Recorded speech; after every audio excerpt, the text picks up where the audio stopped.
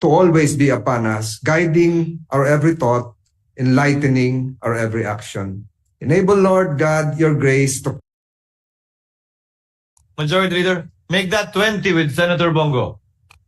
Mr. President, before we proceed with the business for the day, I'd like to acknowledge several guests of our colleagues. Guests of Senator Alan Peter Cayetano, the local Youth Development Office of Taguig, headed by Attorney Aldrin Sinues, Yuri Kian, Mary Rose Lau, Jerry Nico Hanco, Fernando Nabo, and other guests.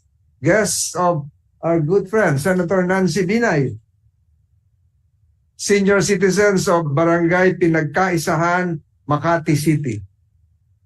Guests of Senator De La Rosa, Cesar Saloma, President's Court Stenographers Association of the Philippines, Ronali Almares, Jasmine Giomse, Leonardo Calala. Guests of the Senate, State Field School Incorporated, Bacoor, Cavite, students from Senior High School Department taking up Humanities and Social Sciences. Guests of Senator Jingoy Estrada, Mayor Ronald Apostol of Cabangan, Zambales, and Vice Mayor Attorney Jonathan Bactad of San Antonio, Zambales, together with their councilors. Guests of the Senate, the Legal Network for Truthful Elections, Lente, together with the Citizens Congress Watchdog of Taiwan, headed by Mr. Tung Ru Jeffrey She. Guests of Senator Grace Poe, Dr. Melanie Pescadilla, Provincial Veterinary League of the Philippines, Dr. Mary Grace Bustamante, Veterinary League of the Philippines, Norman Tan of the Department of Agriculture.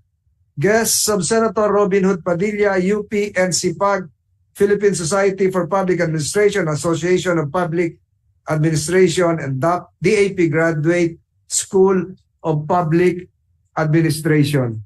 We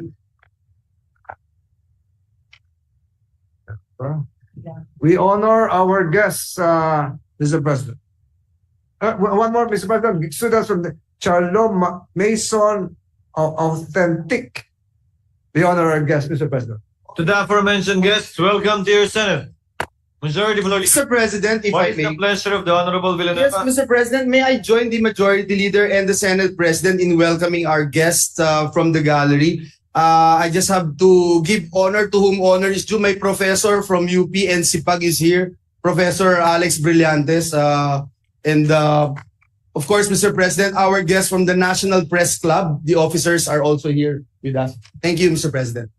Again, welcome to your Senate. Majority Leader.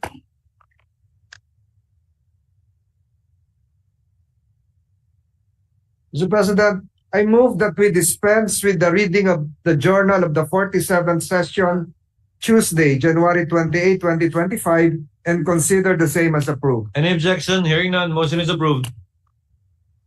Mr. President, I move that we defer the approval of the Journal of the 49th Session, Tuesday, February 4, 2025. Any objection? Hearing none, motion is approved.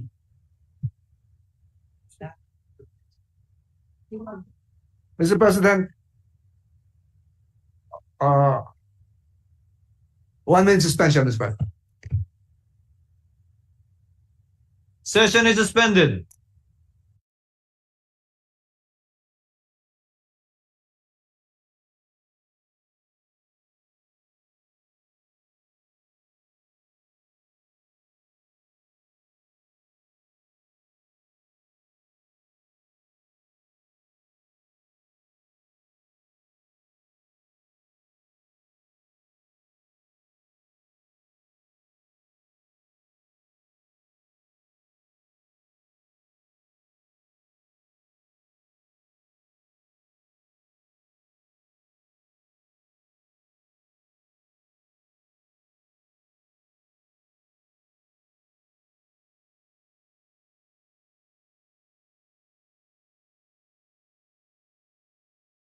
Leader.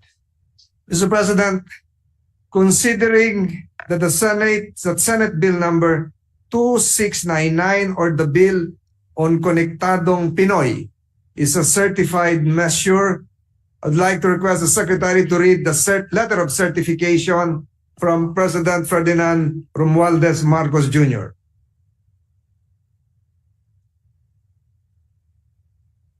Senate Secretary is directed to comply. Malacanang Palace, Manila, 27 January 2025. Senator Francis Cheese G. Escudero, Senate President, Senate of the Philippines, Pasay City.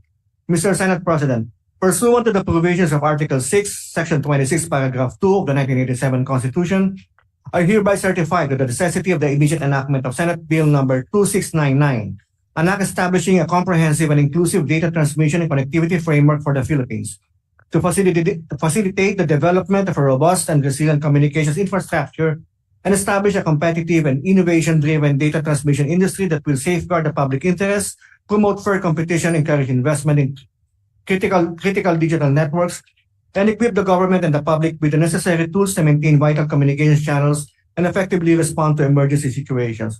Best regards, very truly yours, the President of the Philippines. Majority Leader. Mr. President, before I move to consider on third reading Senate Bill number 2699, this representation, 6 recognition, just to spread into the records my intent yesterday for purposes of statutory construction, Mr. President. The gentleman may proceed. Mr. President, yesterday when I proposed the amendment on line 5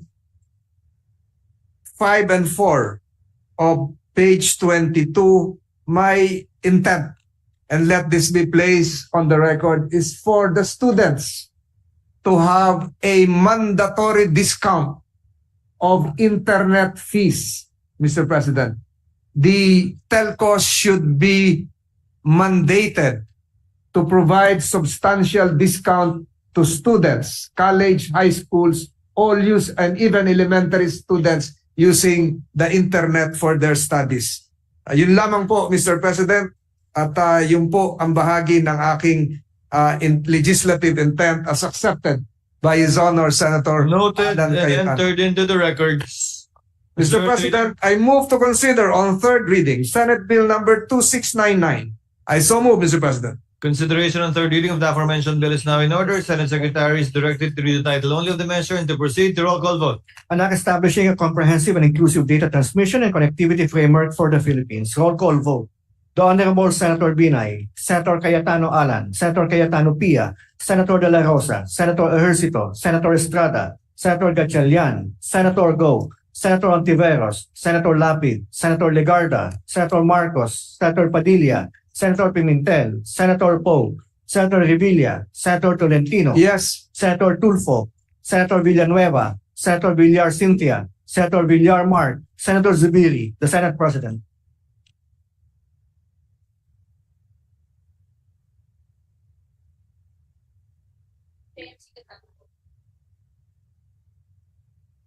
With 16 affirmative votes, 0 negative, 0 abstention, Senate Bill number 2699 is approved on third and final reading. Majority Leader. Mr. President, the following are seeking the floor to express their explanation of vote. Senators Grace Poe, Gatchalian, and this representation in that order. Senator Grace Poe is recognized to enter her explanation of vote. No, thank you, Mr. President. I would like to thank the sponsor, Senator Alan, for shepherding this critical measure. I'm also an author of this bill. We rank fourth in terms of time spent on social media. At least it will open up more players para mas mabilis ang daloy ng impormasyon sa ating bansa. Kaya ito ay isang mabuting bagay na nagawa natin bago tayo nag-adjourn by easing registration and injecting much needed competition in our ICT industry. We hope to achieve the internet infra that our digitally hungry kababayans deserve. We again thank our Senate President and then also the Chair for sponsoring this critical measure and look forward to its implementation. Thank you. Mr. President, Senator Gatchalian is seeking the floor.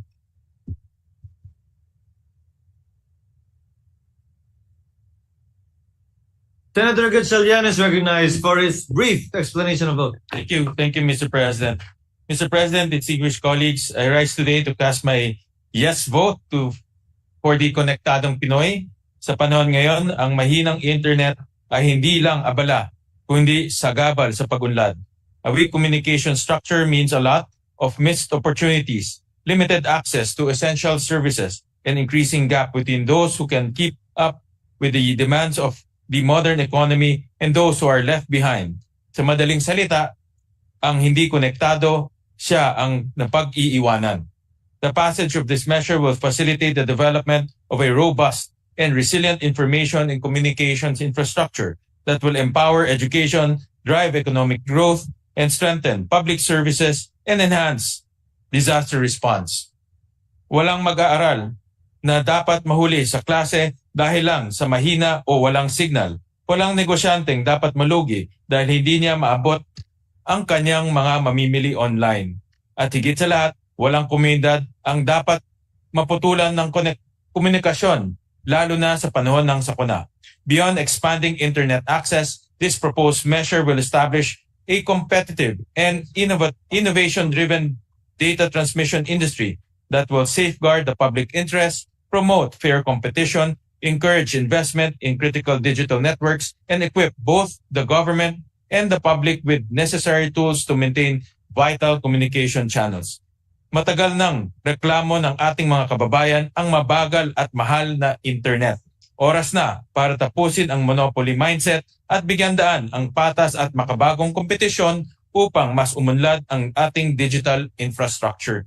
I vote yes because a konektadong Pinoy is a stronger, smarter, and more empowered Filipino, and a digitally connected nation is a nation that is ready to compete and succeed in the future. Thank you, Mr. President.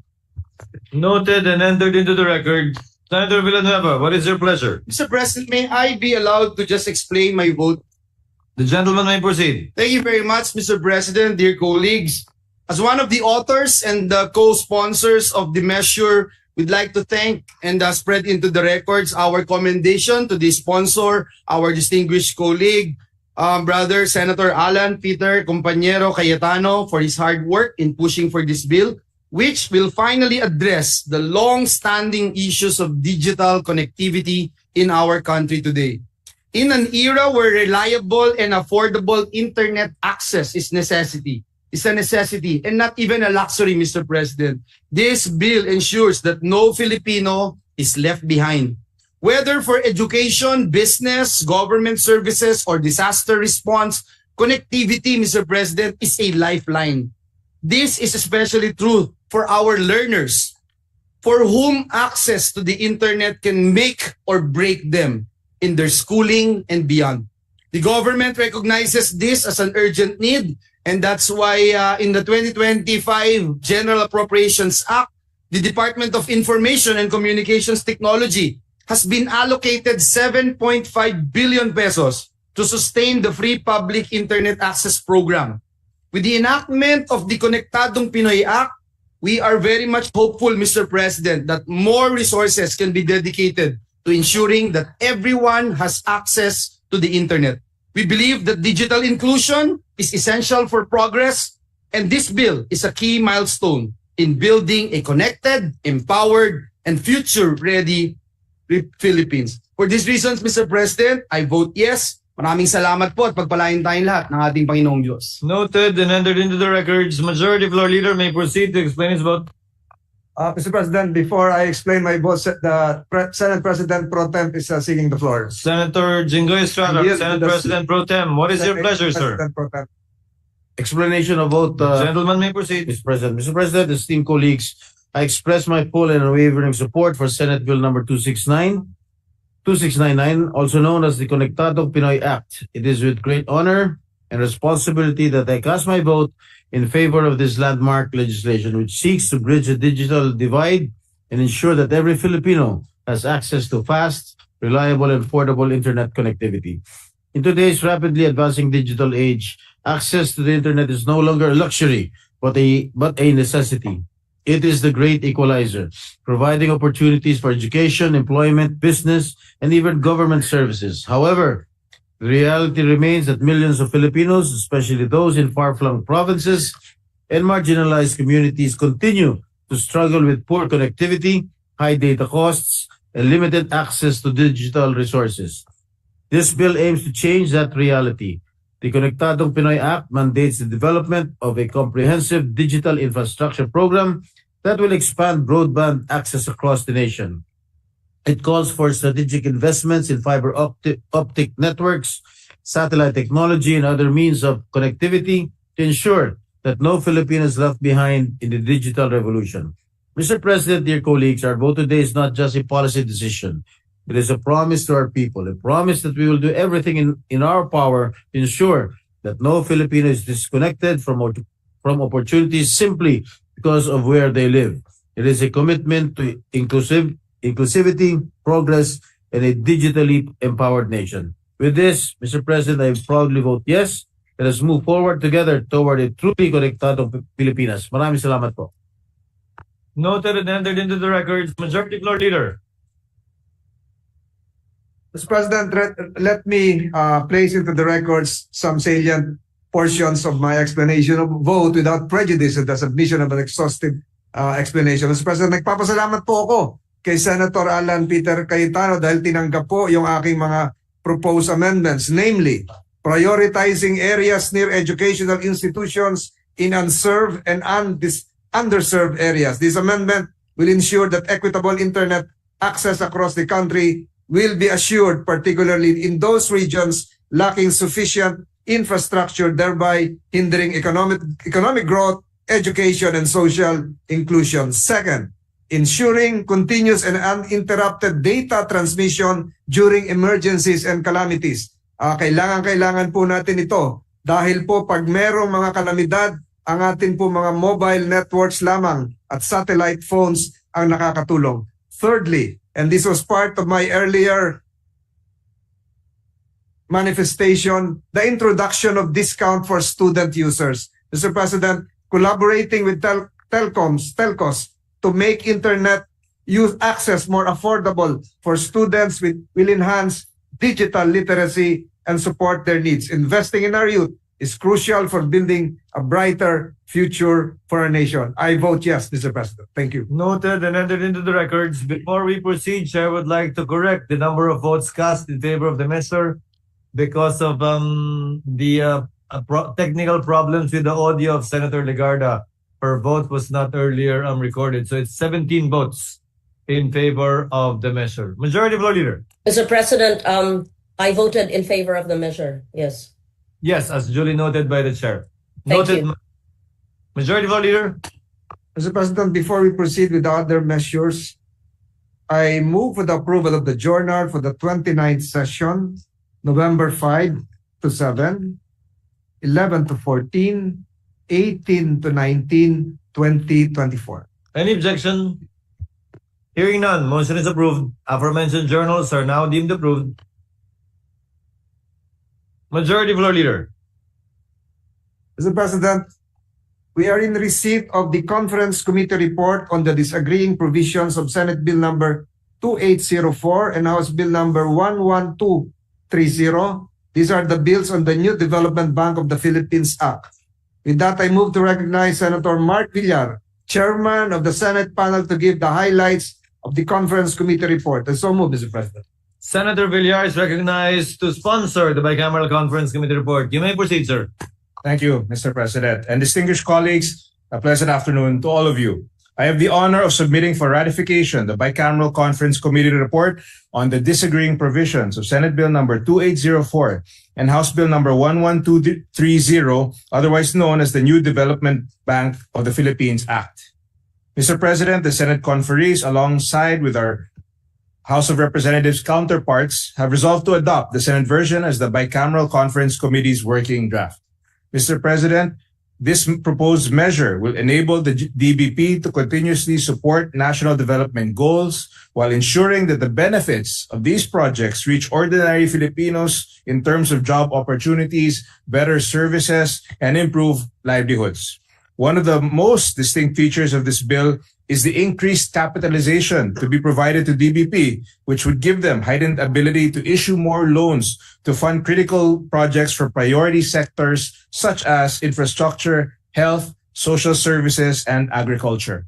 With this new charter of the DBP, we could expect increased implementation of basic public services for our Filipinos. This amended charter will expand DBP's powers and functions, which would enable it to live out its development governmental mandate while maintaining sound profitability and a strong balance sheet.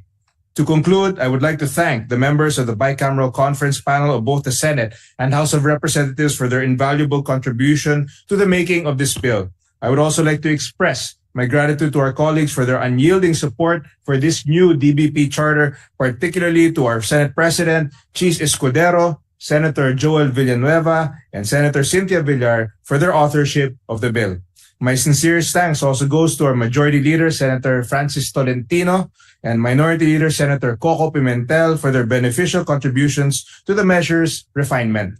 Mr. President, with the permission of the body, I move that the joint explanatory statement of the disagreeing provisions of Senate Bill number 2804 and House Bill number 11230 be read in toto into the record and that the bicameral conference committee report be ratified. Thank you, Mr. President.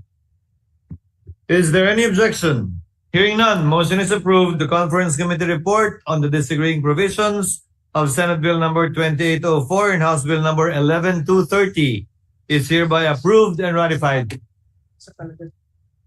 Session is suspended for a minute.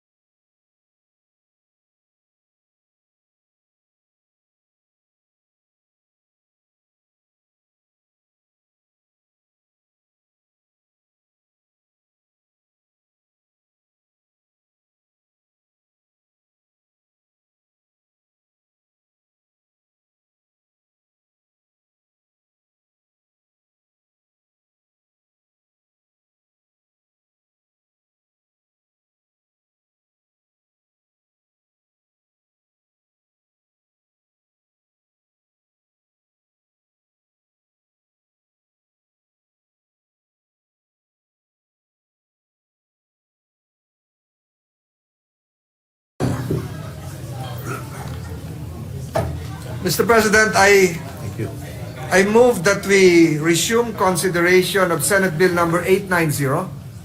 This is the bill on the right sizing the national government. So move, Mr. President. Is there an objection? There being none, the resumption of consideration of Senate Bill 890 is now in order. Mr. President, the parliamentary status of the bill is that we have approved the amendment by substitution on January 20, 2025 without prejudice to the members asking questions on the measure. With that, I move to recognize a sponsor, Senate President Francis Chis Escudero, and to propound questions, our good Minority Leader. I move for the recognition, Mr. President. Hearing no objection, motion is approved. Senate President Escudero and the Minority Leader, Senator Koko Pimentel, are both recognized. Mr. President, can I ask for a few minutes suspension so the entire plenary hall can settle down because it's too noisy for. Can we just for this simply ask? representation? Can we just simply ask the presiding officer to kindly order the sergeant at arms to impose order within the plenary and within the chamber? The Sergeant at Arms is directed to impose order. Mr. President, I insist on my minute suspension. I'll approach the sponsor, Mr. President. Session suspended for a minute.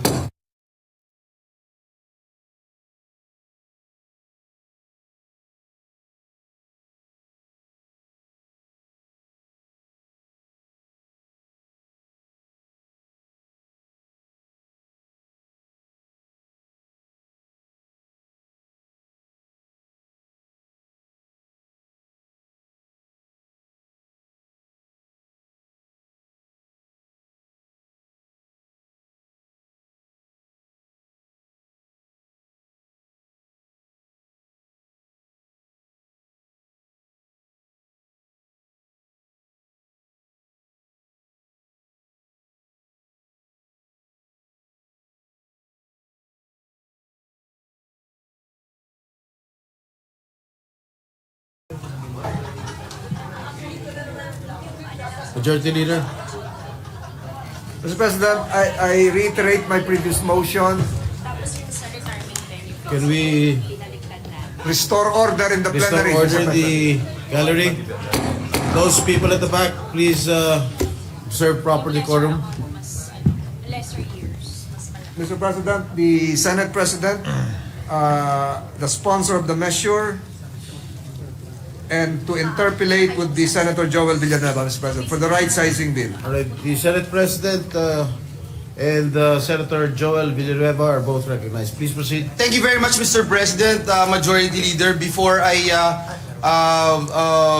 ask 2-3 questions, Mr. President, I would just like to spread into the records that this representation filed a version of this measure, and we want to reiterate the importance, Mr. President, of passing a piece of legislation that will ultimately enhance the institutional capacity of our government agencies to improve public service delivery while ensuring, and let me emphasize this, Mr. President, while ensuring the welfare of millions of civil servants. We would like to again put on record, Mr. President, that right-sizing is not synonymous with downsizing. As reflected in the substitute bill introduced by the good sponsor, our Senate President, this is an attempt at government organization to streamline roles, functions, mandates, and programs to achieve our social and economic development goals while promoting fiscal responsibility and the efficient use of taxpayer money and guaranteeing, again, let me emphasize, guaranteeing that our government workers are protected every step of the way. And with that, Mr. President, may I be allowed to just ask some questions to the good sponsor if he would allow this representation, Mr. President? We confirm the statement of the gentleman, Your Honor. Indeed, that is the content and intent of the optimization bill that we filed in substitution of the version filed by Senator Joel Villanueva. And by way of difference, it is actually essentially the same, Mr. President. Only that we added some provisions that was the product of our consultative meeting, namely, to add some employees' organizations to various stages of the right-sizing process. Number 2, to provide for a sunset clause, since this should not be ongoing for an indeterminate period of time. And number 3, we placed a different formula which is inversely proportional to the length of service of the employee of the benefits he or she will be receiving should she be affected or he be affected by this program. We also clarified, Mr. President, Your Honor, the requirements that the government should undertake and comply with before they can effect any optimization on any agency of government. But essentially, the heart and soul of the bill would be essentially the same as what Senator Villanueva filed and what this representation filed before the substitution. Thank you very much, Mr. President. I'd like to make sure and spread into the records because just by listening to the statements given to us by our good sponsor, I am actually seeing most, if not all, of these items and provisions that he is mentioning as part of the bill that this representation filed, which is Senate Bill number 1474 and Senate Bill number 2502. I was about to ask, Mr. President, the difference because considering that what we are deliberating upon right now here in the plenary is Senate Bill number 890, authored by the Senate President. I also remember and would like to state for the record that during the consultative meeting held last January 7, the Senate President stated that the bill that we filed, Senate Bill number 2502, will be used as the basis of the amendment by substitution. So we again would like to spread into the records our sincerest thanks and gratitude to our Senate President for considering the measures, the bills that this representation filed, Mr. President. Thank you. Mr. President, on my second question, Mr. President, may we know how does this bill differ from previous right-sizing efforts, Mr. President? may we know what components of right sizing or optimization are included in this measure that are not found in the reorganizational reforms of previous administrations, Mr. President?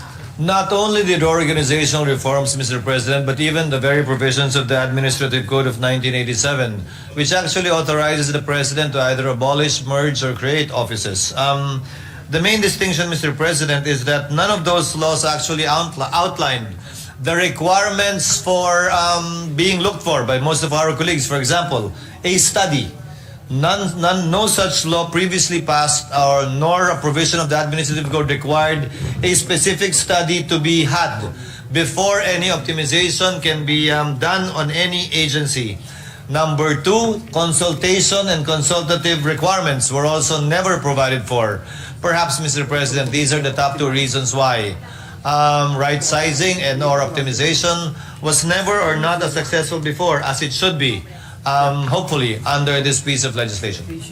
Thank you, Mr. President. And I'm glad and appreciate this measure under this committee report on optimizing the executive branch will be created to oversee the implementation of the government optimization program.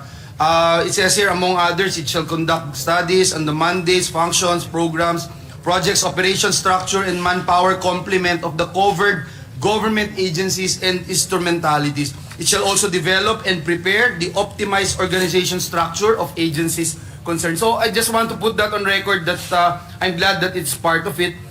Mr. President, lastly, Mr. President, several government workers are understandably worried. And as chairperson of the Senate Committee on Labor, we have been talking to some of the labor groups, and some of them are worried that this might probably result in thousands of civil servants losing their jobs, etc. At ito rin po yung pinakamahalaga para sa atin, no, bilang representative ng ating mga kababayan, ng mga manggagawa natin, yung pong masiguro na mapoprotektahan natin sila, mapoprotektahan yung kabuhayan ng ating mga kawani ng pamahalaan. May we know, Mr. President, how many workers are estimated to be affected by government optimization program? Matatanggalan po ba talaga sila ng trabaho? What safeguards are in place under the measure that would ensure the protection of their welfare, Mr. President? 400,000 civil servants yung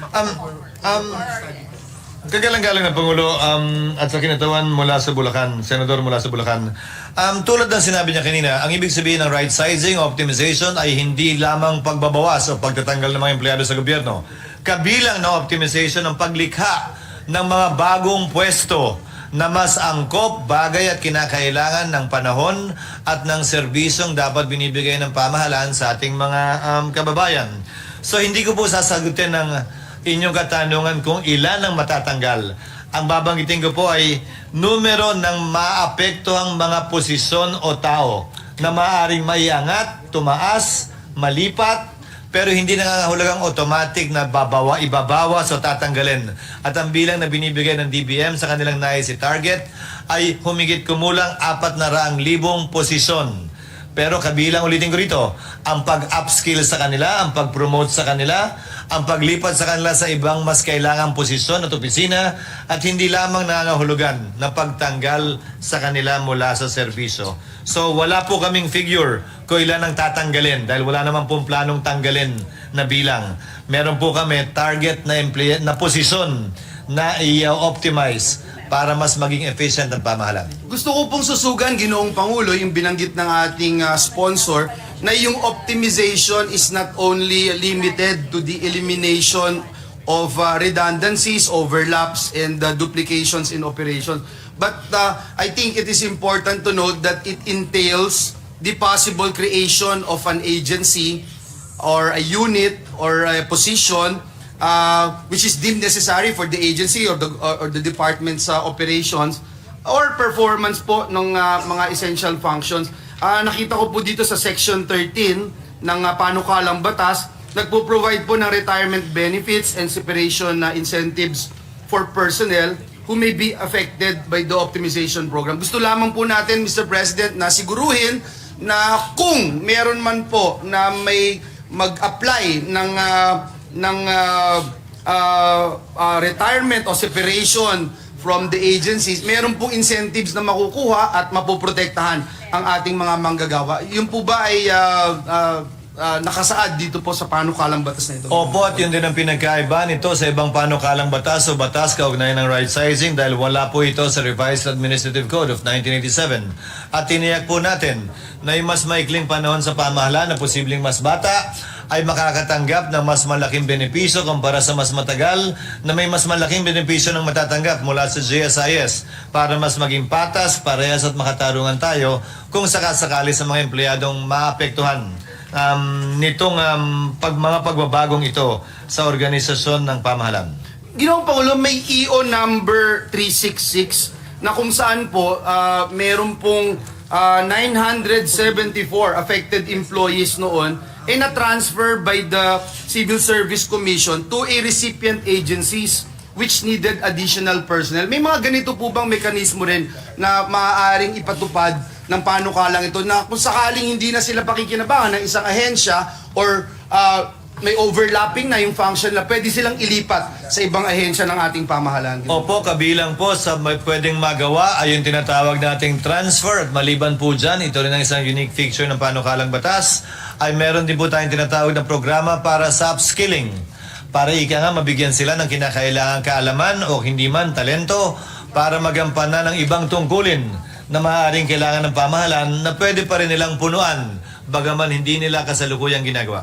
Maraming salamat, Ginoong Pangulo, at siguro yung huling katanungan ko, just for the record, ay sapagkat ang panukalang batas nito napakahalaga, Mr. President, dahil kagaya, for example, Mr. President, nung EO number 366, ang gobyerno po nag-generate ng 4.247 billion pesos in personal services, savings, and paid 5 billion in incentives and terminal leave benefits to personnel who opted to retire or be separated from the service. So, Ginoong Pangulo, yung huling katanungan ko lang po, para lang po ma-spread natin sa records, meron po bang pag-aaral ang Department of Budget and Management na in place or iniisip o kahit estimate na kung saan magkano yung matitipid ng ating gobyerno, magkano yung inaalap nila kung sakaling magkaroon ng retirement benefits and separation incentives under the bill. Nang sa ganun po, malinaw na maipakita natin sa taong bayan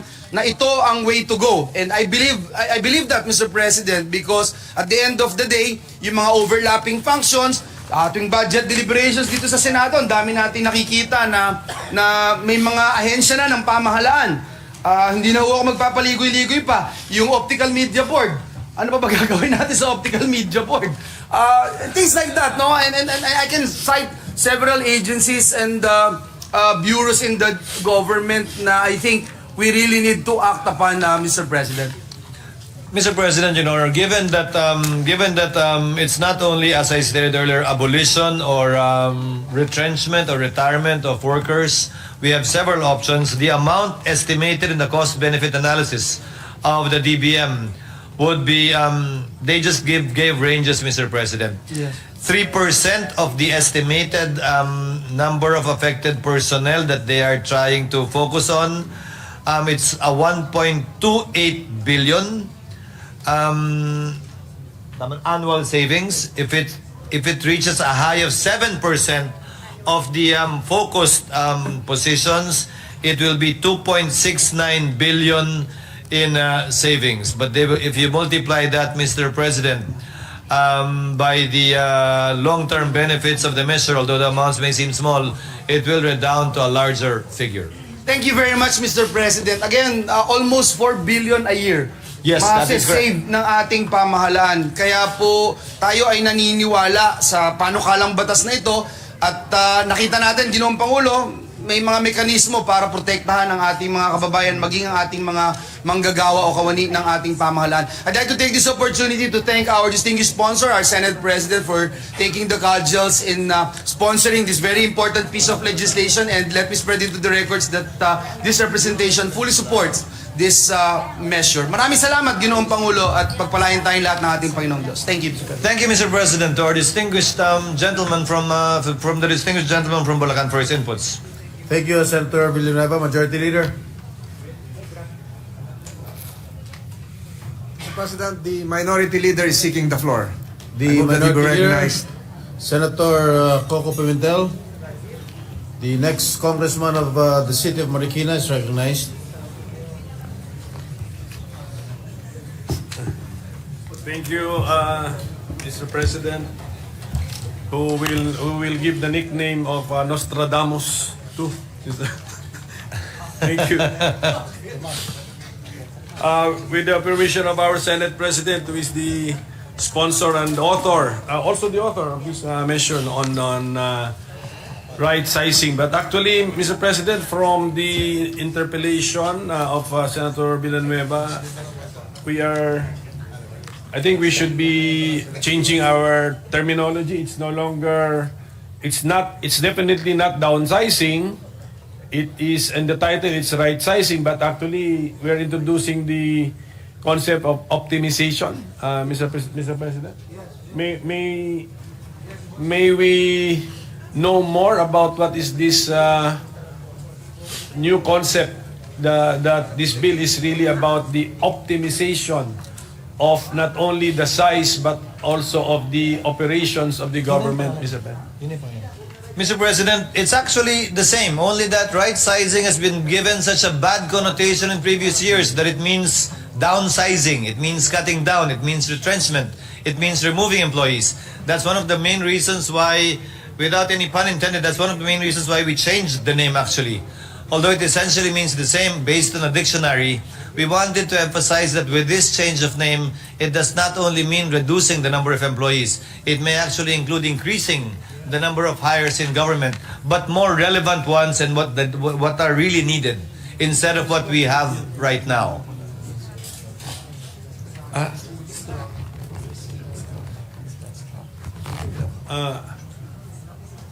This is a substitute bill already. So, did the original bill contain the word optimization? Yes. So, nandun na siya. Yes. From the very start. Okay. So, from the very start, that has been. So, what, that's why I'm asking this, because what is the problem that we are trying to address with this measure, Mr. President? Several, Mr. President. To name a few, number one, everybody has been looking for a study, but it was not actually, and it's never actually been required. But it is indeed required, as we have all heard as we have all heard from our colleagues. So, among others, Mr. President, this bill seeks to require such a study before optimizing any agency of government. Number two, we also specified representation of employees' organizations, relevant employees' organizations at every stage of the process in order to give them a voice and to keep them abreast of what is going on, what the plans are, and what the studies are saying. And number three, Mr. President, would be insofar as the benefits to be given to affected employees, not only by way of a separation pay, but also the possibility of retooling, reskilling in order to perform other functions. Now, we are going to give employees' organizations a role in the process that we are making possible because of the bill. But right now, there is no such process available. Tama po ba yan? Yes, Mr. President. Perhaps that's one of the main reasons why right-sizing attempts before did not or have not succeeded. Because it always faced stiff opposition without a mechanism for dialogue. And we are creating a committee on optimizing the executive branch because our our bill, itong panukalang batas, only specifically covers the executive branch but not the whole of the executive branch because yung mga GOCCs under the GCG are not covered by this measure. Tama po ba yan? Yes, Mr. President, Your Honor, because under the GCG law, they are authorized already to optimize the government-owned and controlled corporations. And in fact, we can give you the list of the GOCCs that they have already optimized the staffing pattern and organizational structure of the total number of GOCCs. Mga ilan po yun? Out of the 119 GOCCs, the number of reorganized GOCCs are 36. Number of GOCCs with planning actions would be 25. Yung wala pa pong ginagalaw out of the 119, wala pa pong nangyayari ay 29. We can give you the document, Mr. President. Doon po sa 36 po ba yon yung reorganized already by the GCG? Yes, Mr. President. So, meron po bang pag-aaral? Ano po ang naging benepisyo? Let's say, nakatipid ba? Kumonti ba ang empleyado? Naging mas mabilis ba ang transaction time with the GOCCs? Tumaas ba ang kanilang income or dividend remittance sa Treasury? Well, according to GCG evaluation of the GOCCs, Mr. President, there is no hard and fast rule na dumami o kumonte. May dumami, may kumonte, but whether dumami o kumonte, mas naging efficient daw yung GOCC based on the parameters, evaluation parameters that the GCG is using for GOCCs. Tumaas ang mga score, bale? Tumaas yung score, pero wala pong rule na tumaas pero kumonte, tumaas pero dumami. It varies, Mr. President. Apo. So, thank you. So, ilan po itong GOCCs na hindi napasa ilalim sa GCG? Ilan pa ba yan? 15 GOCCs, Mr. President, Your Honor, which are under DBM. To name a few. Would you want an idea? Yes, pero bakit kaya? Bakit din na lang natin sila kaya linagay sa GCG from the very start? By charter of the GCG, they are not included, Mr. President, Your Honor. Why did we make that conscious policy decision that when we wrote the law of the GCG, we excluded around 15 GOCCs from its jurisdiction? Based on the GCG charter, Mr. President, they do not perform any commercial functions. These are export zones. For example, Bataan, Apeco, Lung Center, Kidney Center, Phil Rice, Fibidec, Subic Bay, Metropolitan Authority, Zamboanga City Special Economic Zone. These were specifically excluded in the GCG charter. Because they are not supposed to be earning? They are not supposed to be income generating, Mr. That's not their primary role. Okay. Pero as far as optimization is concerned, can GCG be the one in charge of the optimization of these 15 GOCCs? Under this bill, Mr. President, it's under. It would be under this bill, Mr. President, not under the GCG. It will follow the processes provided for in this proposed bill. Yes, because we know that they're not under the GCG. Yes. Pero si GCG nga nagagawa na nga niya for those under. How is it possible conceptually that when it comes to optimization, we will allow GCG to optimize these 15 not-for-profit GOCCs? No. The GCG charter excludes it, Mr. President, but we can include them here if that is the desire of the Honorable Minority Floor Leader. But right now, as written in the bill, they are not they are included in the bill and not part of GCG because that was in a previous law. Yes, I have noticed that, Mr. President. That's why I'm bringing up the idea. Kasi si GCG, nag-optimize na siya ng GOCCs. Meron lang 15 GOCC na wala sa jurisdiction ni GCG.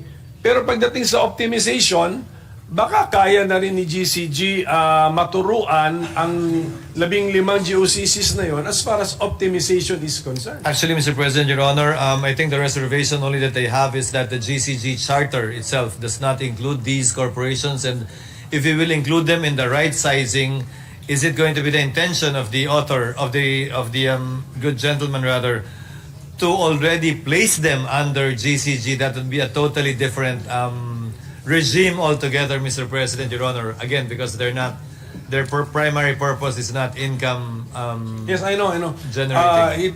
That's why I was limiting my question to as far as this concept of optimization is concerned. Again, the reservation only is that there might be some confusion that GCG would already have Yes. other powers over these corporations not intended to be under GCG to begin with. But we will submit at the proper time, Mr. Yes, President, Mr. President. on Thank any you, suggestions of the good Thank gentleman. you for entertaining at least entertaining the idea, Mr. President.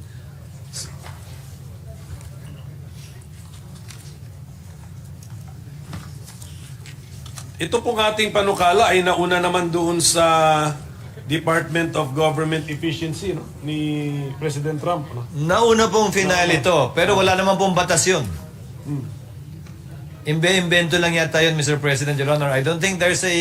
Pero ganun din ata, isa rin ata yun nasa gusto natin ma-achieve, no? Government efficiency, Mr. President. Yes, Mr. President, Your Honor, in order to be able to make government more efficient and more cost-effective.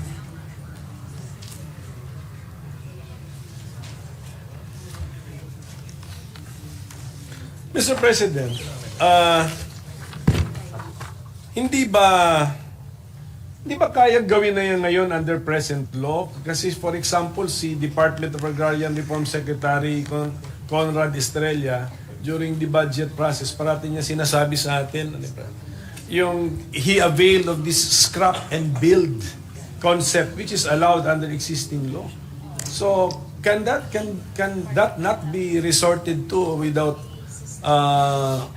to make government more efficient, Mr. President? Well, Without yes, Mr. President, Your Honor. The problem faced by the scrap and build method, Mr. President, as a rule, is that number one, as I said, although it is provided for by law in the Administrative Code of 1987, the requirements we're trying to impose under this bill is not there, like the study, like the consultation with the employees' organizations, like the giving of a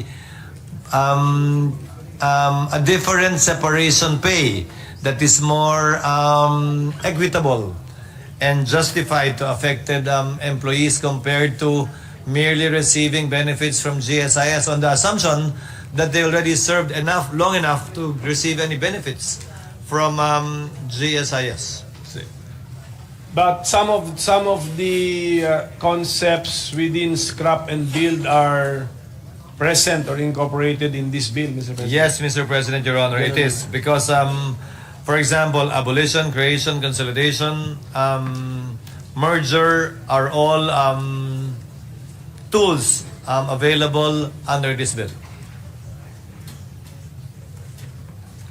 Tapos, Mr. President, hindi po ba may kapangyarihan na ang Presidente under existing law, more specifically the Administrative Code, to reorganize, if not the entire executive branch, at least a significant part of the executive branch? That is correct, Mr. President. That was the very first question I asked in the consultative meeting. What is this for and do we need this?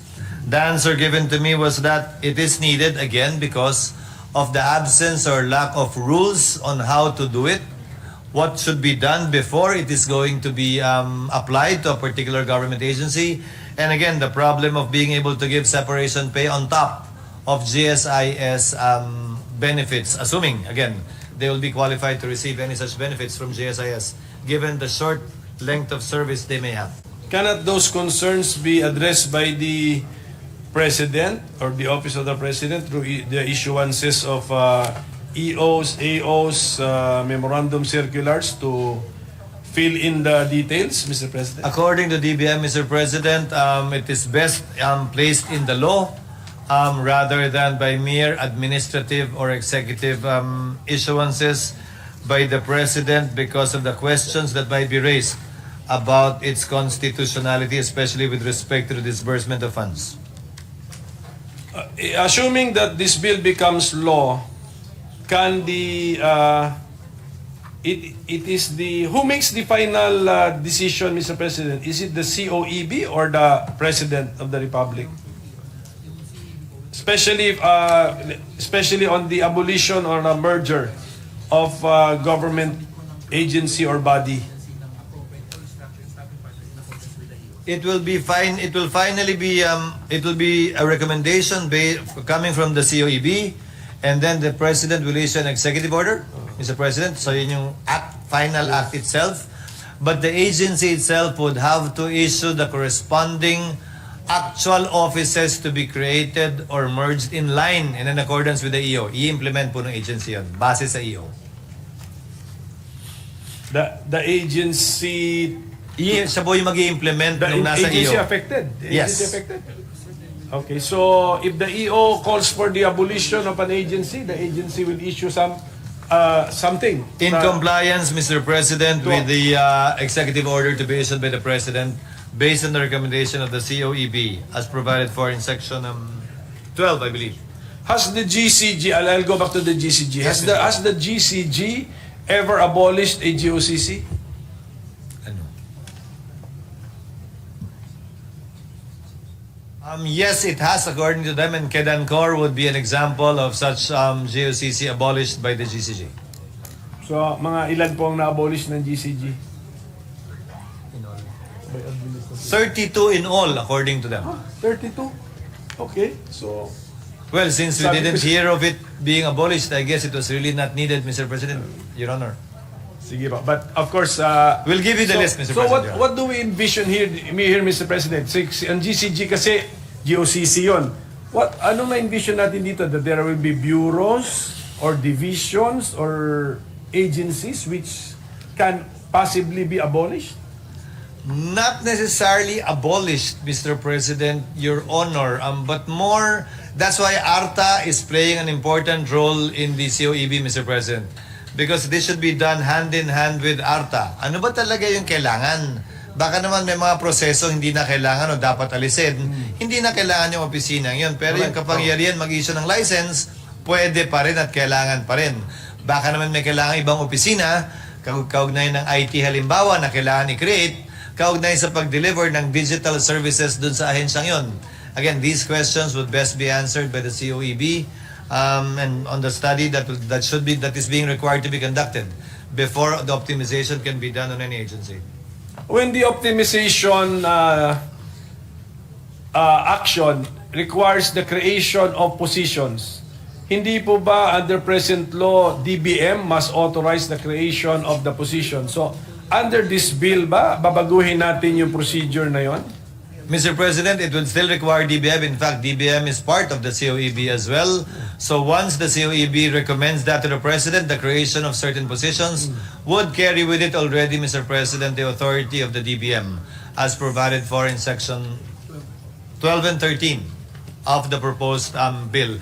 Halimbawa ngayon, Mr. President, ngayon may ginagawa po tayo sa Senado na ipepresent ako sa management at rank and file na hindi naman talaga optimization pero pagsasaayos ng mga posisyon. Dahil kung mapapansin ninyo, kada department sa Senado, minsan iba yung highest ranking salaried personnel sa department, sa bureau, sa office at sa division. Ang pinakamata sa isa hanggang LSO 3 lang, yung isa LSO 5. So magiging lateral na yung promotion niya dahil wala siyang kasunod, kailangan pa ng permiso sa civil service dahil lalampas ng dalawa yung hahakbangan niya. So our experience with the help of NCPAG, UP NCPAG, Mr. President, Your Honor, is we actually ended up creating more positions than abolishing positions, especially given the fact that we will be transferring to our new building which carries with it more responsibilities as well. Dahil hindi na tayo lessee, possible lessor pa tayo. At mas marami na tayong kailangan gawing trabaho. So, it doesn't follow. There shouldn't be any concerns really na automatic optimization, right sizing, may tatanggalin. Hindi po. Yes, kung yung meron Sa experience po ng Senado, so may proposal na magdagdag. Don't we need DBM's approval? Yes. Yes, we need. Yes, and as soon as we do the consultation with the employees and everything is understood and explained and okay, then we will ask permission from the DBM to create those positions, although it is completely chargeable against our own funds. And we won't be asking any funds from DBM in addition to our current budget.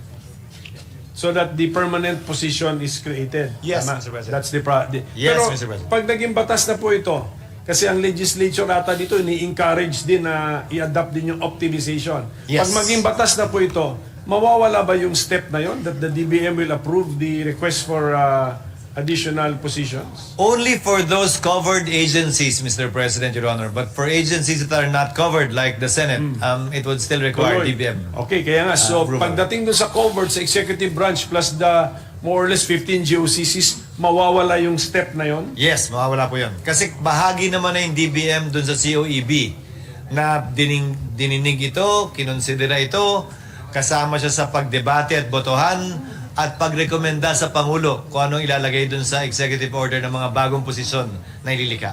So pwedeng yung DBM secretary or representative sa COEB ay bumoto against the proposal but was outvoted. That is possible, Mr. President, Your Honor. But at the end of the day, Mr. President, the executive should always get its act together.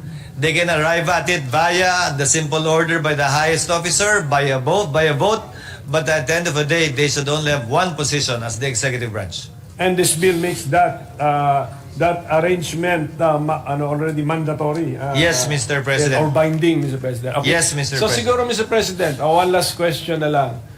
Can the President, through the procedure here in our bill, abolish an agency created by law? Yes, Mr. President, because even under the authority given to the President by the Administrative Code of 1987, he can do that, Mr. President. And it has been done. I'll just get an example, Mr. President. Because I looked at the administrative code, Mr. President, I did not get that impression that the President can abolish an agency created by law. Under EO 366, Mr. President, according to our resource person, they were only able to do the activation because that was the only thing authorized under EO 366. May we get the date of that EO, Mr. President? Baka 2004, Mr. President. Your Honor. 2004? Under President Jimmy. So is it the input from our sponsor that under that EO, an agency created by law was abolished? I stand corrected, Mr. President, Your Honor. An agency created by law cannot be abolished. It can only be deactivated Okay. by executive fiat. A law is still necessary to abolish a government agency created by law. So the example cited earlier by Senator Villanueva, yung Optical Media Board, the executive can deactivate it, but only an act of Congress can abolish it because it was an act of Congress that created it to begin with. What would be the practical effect of deactivation? Stop ang sweldo nila? Hindi po. Ililipat Yung sila? affected employees will be transferred to other agencies. So, optimization na rin yun. Yeah, so at present, we can actually optimize by deactivation, Mr. President. Tama? An example, according to them, Mr. President, is the EIIB. Then, panahon ni dating Pangulong Estrada, dine-activate lang din po kasi wala pa ring batas na napapasa para i-abolish yan. Yung mga empleyado po nila nilipat sa ibang ahensya ng pamahalaan. DOF, BIR, at BOC. So, it can be done and it has been done. It has been done, Yes. Mr. President. So, siguro mag-house cleaning din tayo. Hanapin natin yung mga ahensyang ganyan at let's pass the law so that formally we are ano tawag mo doon? Putting the period to that unfinished sentence, Mr. President. That is correct, Mr. President, Your Honor. That is part of the mandate of the COEB. To give the recommendations also to Congress kung ano na ba talaga yung WANA. Pero Mr. President, medyo hindi naman dapat pala masyadong katakutan ito dahil may sunset. Yes, Mr. so, President. I insisted on a sunset clause. This cannot go on forever, Mr. President. And that was accepted by the DBM. So, ibig sabihin nito, I mean, it's an experiment kung it's time limited naman. So, after, Congress can decide to extend it, but let the future Congress decide on that. For the meantime, we gave it a sunset clause. ilang years ba? 5 years, Mr. President, Your Honor. Okay, so yes, with that, Mr. President, mukhang sa una kasi natakot ako na baka maabuso or may ma-abolish nga na created by law, pero hindi naman pala mangyayari at saka meron tayong sunset provision. So this is parang a special power to be given the President through the Committee on Optimization and Efficiency. So, I would be willing to take the risk, Mr. President. And then, anyway, nag-focus na tayo na optimization nito. Hindi na, I think the word downsizing is never used in the bill. No. Never used. No, Mr. President, Your Honor. So, with that, Mr. President, I thank the sponsor and for his patience and maraming salamat po sa... Thank you, Mr. President. Thank you to our minorities. Mr. President, Thank you, Mr. Majority President, Leader. there being no member who wishes to interpolate, I move that we close the period. Mr. President, I move that we open the period of amendments and recognize the distinguished sponsor of the measure, Senator Jesus. Is there any objection? There being none, motion is approved. May I propose the following amendments, Mr. President, Your Honor. Please proceed. On page 4, after line 28, after subsection B, add the following subsections and renumber the succeeding subsections accordingly. Quote, C. The government shall recognize the principle of equal pay for equal work, semicolon. D. The government shall respect the right to self-organization of employees in the public sector, comma, and shall encourage participation in matters affecting their rights, semicolon, close quotations. I so move, Mr. President. Is there any objection? There being none, the amendment is approved. May I request for 1 minute suspension, Mr. Session President. suspended.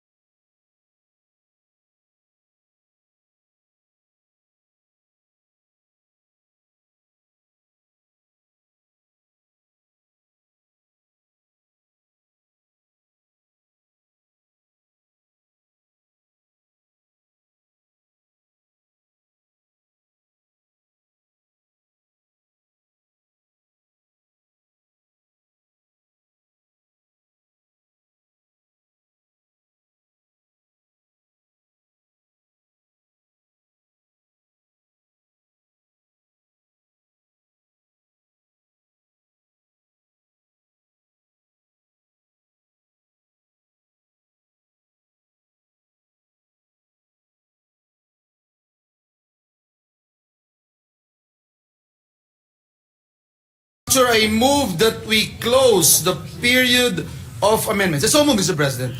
Is there an objection? There being none, the motion is approved. Mr. President, at this juncture, I move that we approve on second reading Senate Bill number 890, subject to style. So move, Mr. President. Is there an objection? There being none, the motion is approved. Senate Bill number 890 is approved on second reading, subject to style. Thank you very much, Mr. President. We thank our distinguished Senate President for sponsoring the measure. I now move that we suspend consideration of Senate Bill number 890. So move, Mr. Any President. objection? There being none, motion is approved.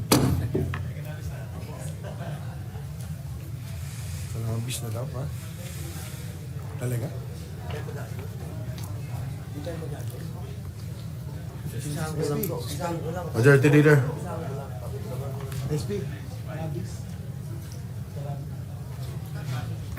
Mr. President, I move that we resume consideration of Senate Bill number 2573 under Committee Report number 210. This is the bill on the Cannabis Medicalization Act of the Philippines. So move, Mr. President. Is there an objection? There being none, motion is hereby approved. I move to resume the period of interpellation and recognize the sponsor, Senator Robin Hood Padilla, and to interpellate our Minority Leader, Senator Koko Pimentel III. Senators Padilla and the Minority Leader are recognized. Please proceed.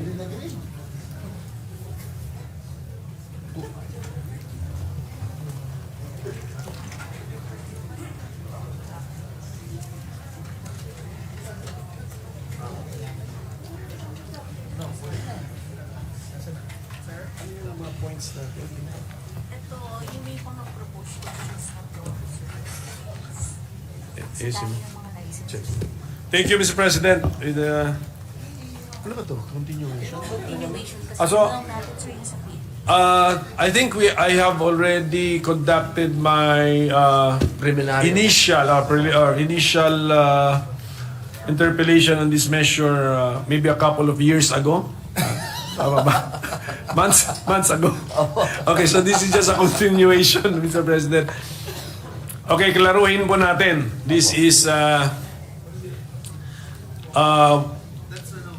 itong ating panukala, papayagan natin ang medical use of cannabis and extracts, cannabis extracts. Yun pa.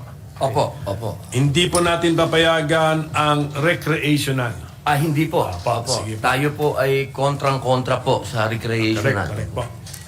Ngayon, yung mga medical use ng cannabis ay per scientific study, ano-ano po ang possible medical use of cannabis? Opo.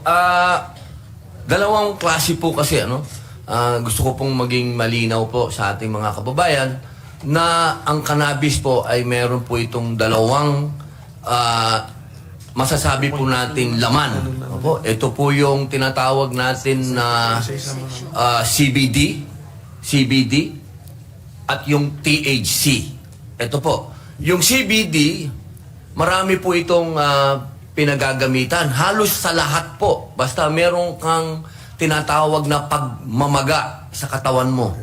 Maging ito ay sa loob ng katawan mo o sa labas ng katawan mo, ito po ang masasabi nating gamot. Pwede mo itong ipahid, pwede mo itong ipatak. Lahat po ng maga sa katawan mo, yun po ang kanyang pwedeng pagalingin. Yun naman pong THC, ito po yung tinatawag natin na wonder. Sapagkat ito po, meron na po mga ginawang pag-aaral po dito na ito po ay ginagamit na doon po sa mga may cancer, sa mga meron pong malulubhang sakit. Ito pong paggamit ng medical cannabis, kung atin pong pag-aaralan pa, yung mga progresibong bansa po, ito po kanila na po itong talagang pinapractice. Kung pag-uusapan po kung evidence-based po, ito po talagang ginagamit na po ito sa mga cancer patients. At alam niyo po, Ginoong Pangulo, ito pong medical cannabis, kayang-kayang ma-afford ng ating mga kababayan. Alternative medicine po ito. Ito po yung halimbawa, kung ikaw po ay may cancer, pagkatapos mong ma-chemotherapy ka, hindi ka makakain, hinang-hina ka, hindi ka makatulog, diyan po pumapasok ang cannabis. Marami pong mga pag-aaral na nakita po nila, no, na itong mga cancer patients, kapag gumamit po ng cannabis, sila po ay nakakatulog, sila po ay nakakakain. Opo. Ganon din po nung nangyari po ito sa California, Ginoong Pangulo, noong panahon po ng kasagsagan ng AIDS po, ano? Meron po silang nakitang isang grupo na bakit itong mga may AIDS na ito, hindi sila namamatay kaagad, hindi po sila pumapangit, hindi sila namamayat. Kaya tinanong po sila kung anong ginagamit nila. Ang sinabi po nila, cannabis. Kasi sila daw po ay nakakakain at nakakatulog. Kasi yun daw po din ang epekto ng AIDS. Ano? Kapag may AIDS ka, hindi ka rin makakain, hindi ka rin makatulog. So lahat po ng mga tinatawag po ng mga grabing sakit, ay ito na po talaga ang ibinibigay, yung cannabis po. So, lahat po nung ibinahagi sa atin ng ating sponsor, lahat po ba yun ay mababack-upan natin ng isang study na peer-reviewed study? Yung pumasa na sa mga standards ng international level na hindi ka lang basta-basta nagpapublish, rini-review ka ng mga dalubhasa din sa parehas na topic eh. So, kaya po yon, kaya. So, panglaban sa pamamaga, inflammation, ang medical cannabis, we can support that with a scientific study na peer-reviewed. Tama po. Opo. Yung opo. benepisyo ng medical cannabis sa cancer. Ano ba isa? Mga malubhang sakit. Marami po.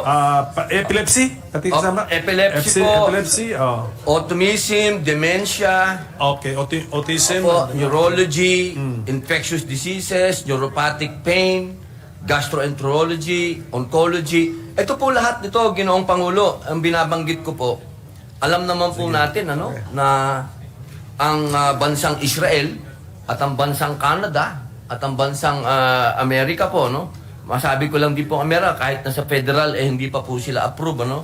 Pero ginagamit na po nila yung medical cannabis din po, no? Ang hindi po kasi approve sa Amerika, yung pong sa mga state yung recreational. Opo. Pero yung medical po, yan po ay katanggap-tanggap na po yan. Opo. Lahat po yan, evidence-based na po yan, scientific, may science na po yan. Katunayan po, ito pong mga research, ito po, no, Cannabis for Pediatric Epilepsy, National Library of Medicine. Ito po ay yung January 2020. Ito din po yung isa, Medical Cannabis for Children, Evidence and Recommendations, Canadian Pediatric Society. Ito po.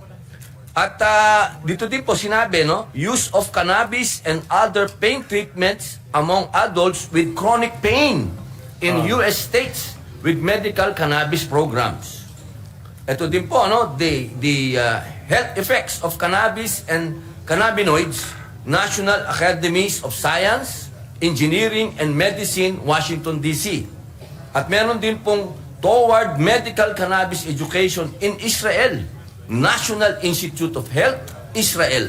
Lahat po ito, mga aking Ginoong Pangulo, lahat po ito ay nagsagawa ng kanilang research po at studies. So, kung meron po nakikinig sa atin ngayon na gustong ma-access yung mga studies na yan para i-check niya mismo sa sarili niya, babasahin niya, ito po ba ay hawak na ng ating committee? Kaya nilang mahingi yan sa ating committee?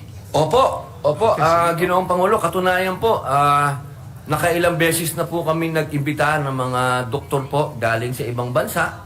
At meron po sila talagang mga research po, na research base. Handa po kami na i-furnish po sila lahat niyan. Opo. So, sa kaalaman ng ating sponsor, ilang bansa na ang pinapayagan nila ang medical use of cannabis and cannabis extracts. Mga ilang bansa na po yan? Okay. Sa ngayon po, 70 bansa na po sa buong mundo ang nag-legal po ng ilang anyo ng cannabis, medical cannabis po. At 50 bansa naman po noong tumaas po ito. Dati po 50, naging 70 na 70 po. po? Okay, sige. Opo. 70. Sa pagkakalam ko, more than 190 ang members ng United Nations eh. Opo. So kung makikita natin, minority pa rin, 70.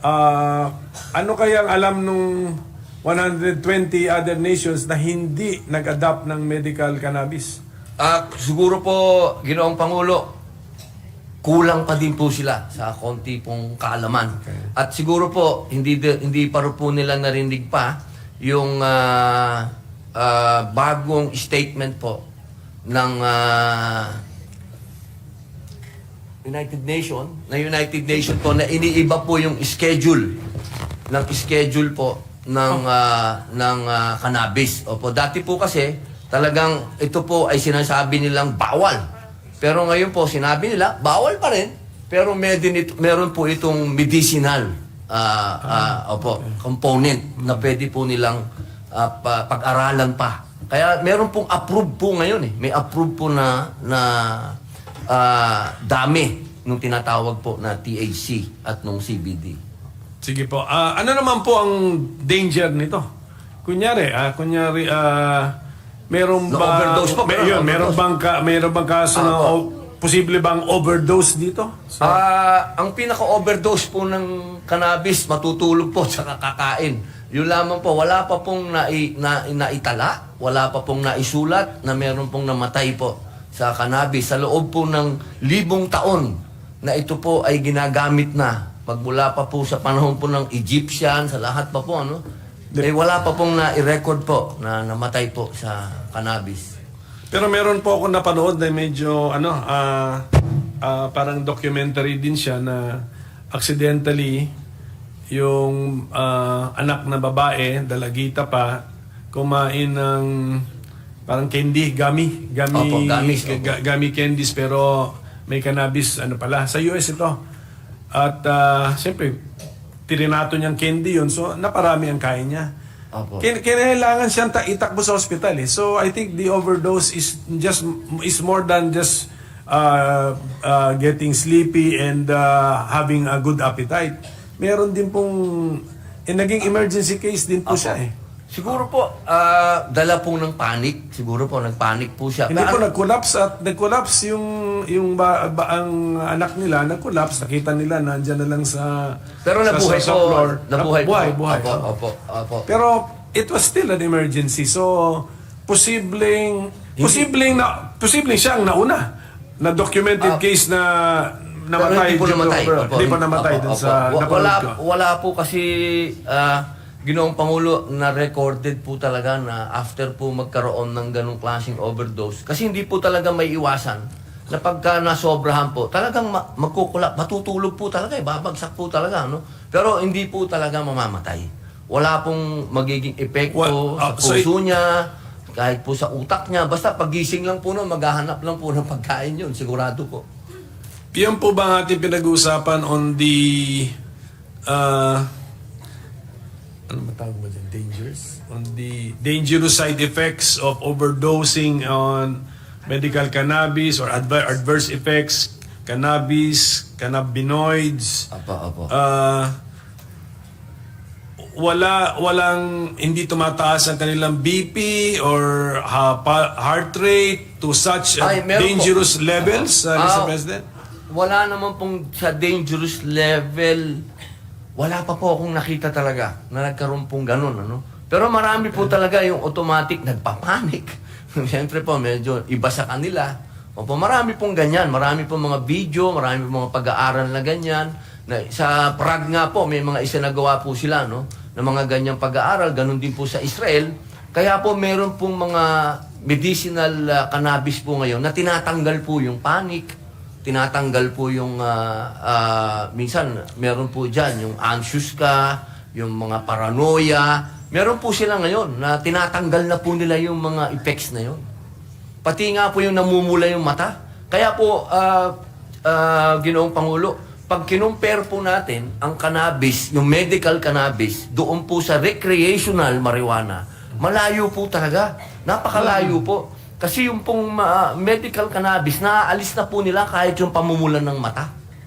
Ano na po yan? Nandun na po sa development niya. Pero yung recreational marijuana po, talagang marumi yan. Hindi po talaga... Wala sa usapan yan. Wala dito sa bill natin. Opo. Pero, tapos ang medical use lang tayo ng cannabis and cannabis extracts, and these are prescription-based drugs or medicines. Opo. So hindi pa rin siya over the counter, basta kailangan doktor pa rin ang magbigay ng prescription o magrekomenda Tsaka ng po, gamot. dapat po, Ginoong Pangulo, yung pong doktor, nakapag-aral po siya ng patungkol po sa cannabis. Opo, hindi po basta doktor lang.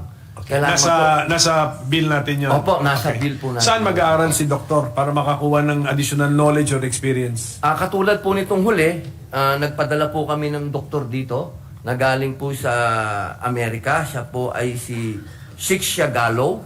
Nagsagawa po siya dito ng seminar. Siya po ay clinical pathologist at siya din po ang maraming clinical and scientific studies na ginawa po sa Amerika. So kung maging batas ito, Mapapapunta po tayo. Opo. Ng mga anong body yung mag-organize ng mga fora na ganyan? Opo. Yung pong ating bill nandoon po, no? Ilan ba? Opo, sa section 29. Ano na nga? Section 29. 29. Opo. Ito po, basahin ko po, Ginoong Pangulo. Section 29, Training of Medical Cannabis Physicians, Pharmacists, and other allied medical and healthcare professionals. The PMCA, the Philippine Medical Cannabis Authority, shall develop an appropriate training program for physicians, pharmacists, and other allied medical and healthcare professionals on the following topics: D. Pharmacology of cannabis, contraindications, side effects, adverse reactions, overdose prevention, drug interaction, dosing, routes of administration, risk and benefits, warnings and precautions, abuse and dependence, and other related topics. Completion of the program shall be precondition for the physician, pharmacists, and other allied medical and healthcare professionals as may be licensed to prescribe, dispense, and administer medical cannabis to qualified patients. Yes, meron pala tayong ginagawang o itatayong Philippine Medical Cannabis Authority. Opo. Yun po sana ang atin pong panukala. Ito po ay binasi po natin sa bansang Israel at sa akin po kasing palagay, yun po yung pinakamagandang model po, no? Sa usapin po ng sa lahat po ng klase ng usapin, sa pagtatanim, sa law enforcement, sa lahat na po. Pati po sa dispensary. Sila yung abuse, yung abuse po, na-anticipate natin yun? Opo. May kakuntsaba kang doktor na best friend mo, kaibigan mo, pwede ba to maabuso, and then mayroon na ba tayo linagay na penalty to discourage abuse and misuse of prescription?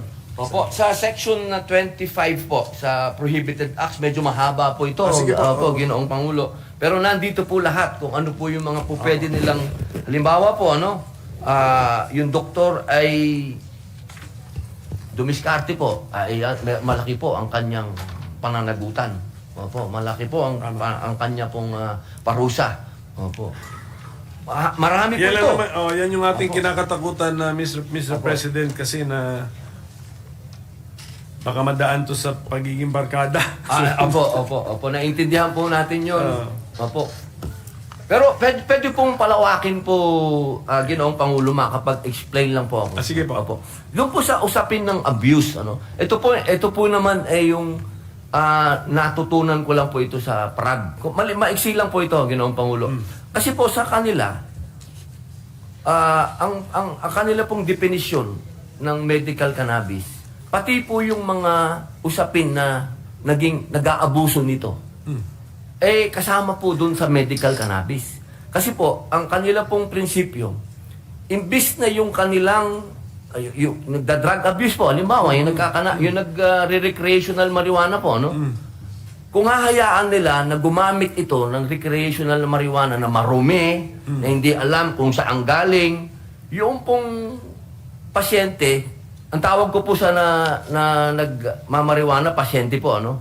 Yung pasyente po, ang kanyang kinukonsumo, magiging sakit pa.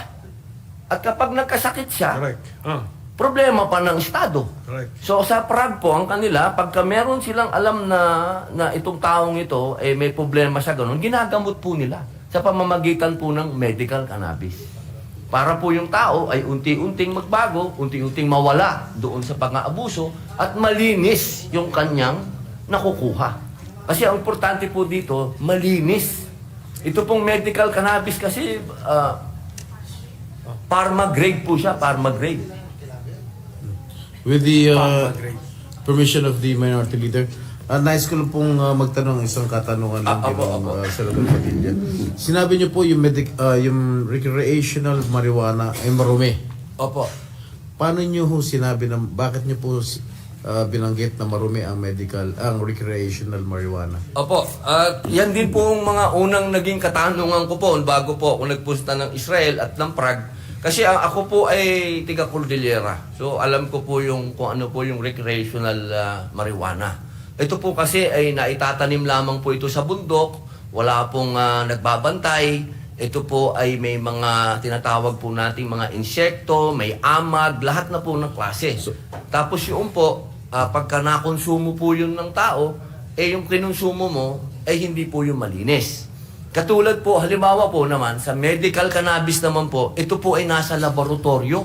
Ito po ay pinangangalagaan ng mga tinatawag po nating mga pharmacists. Ito po ay talagang controlled po, no? Wala pong amag, walang insekto, talaga pong napakalinis po. So saan nila kinukuha yung medical cannabis na yun?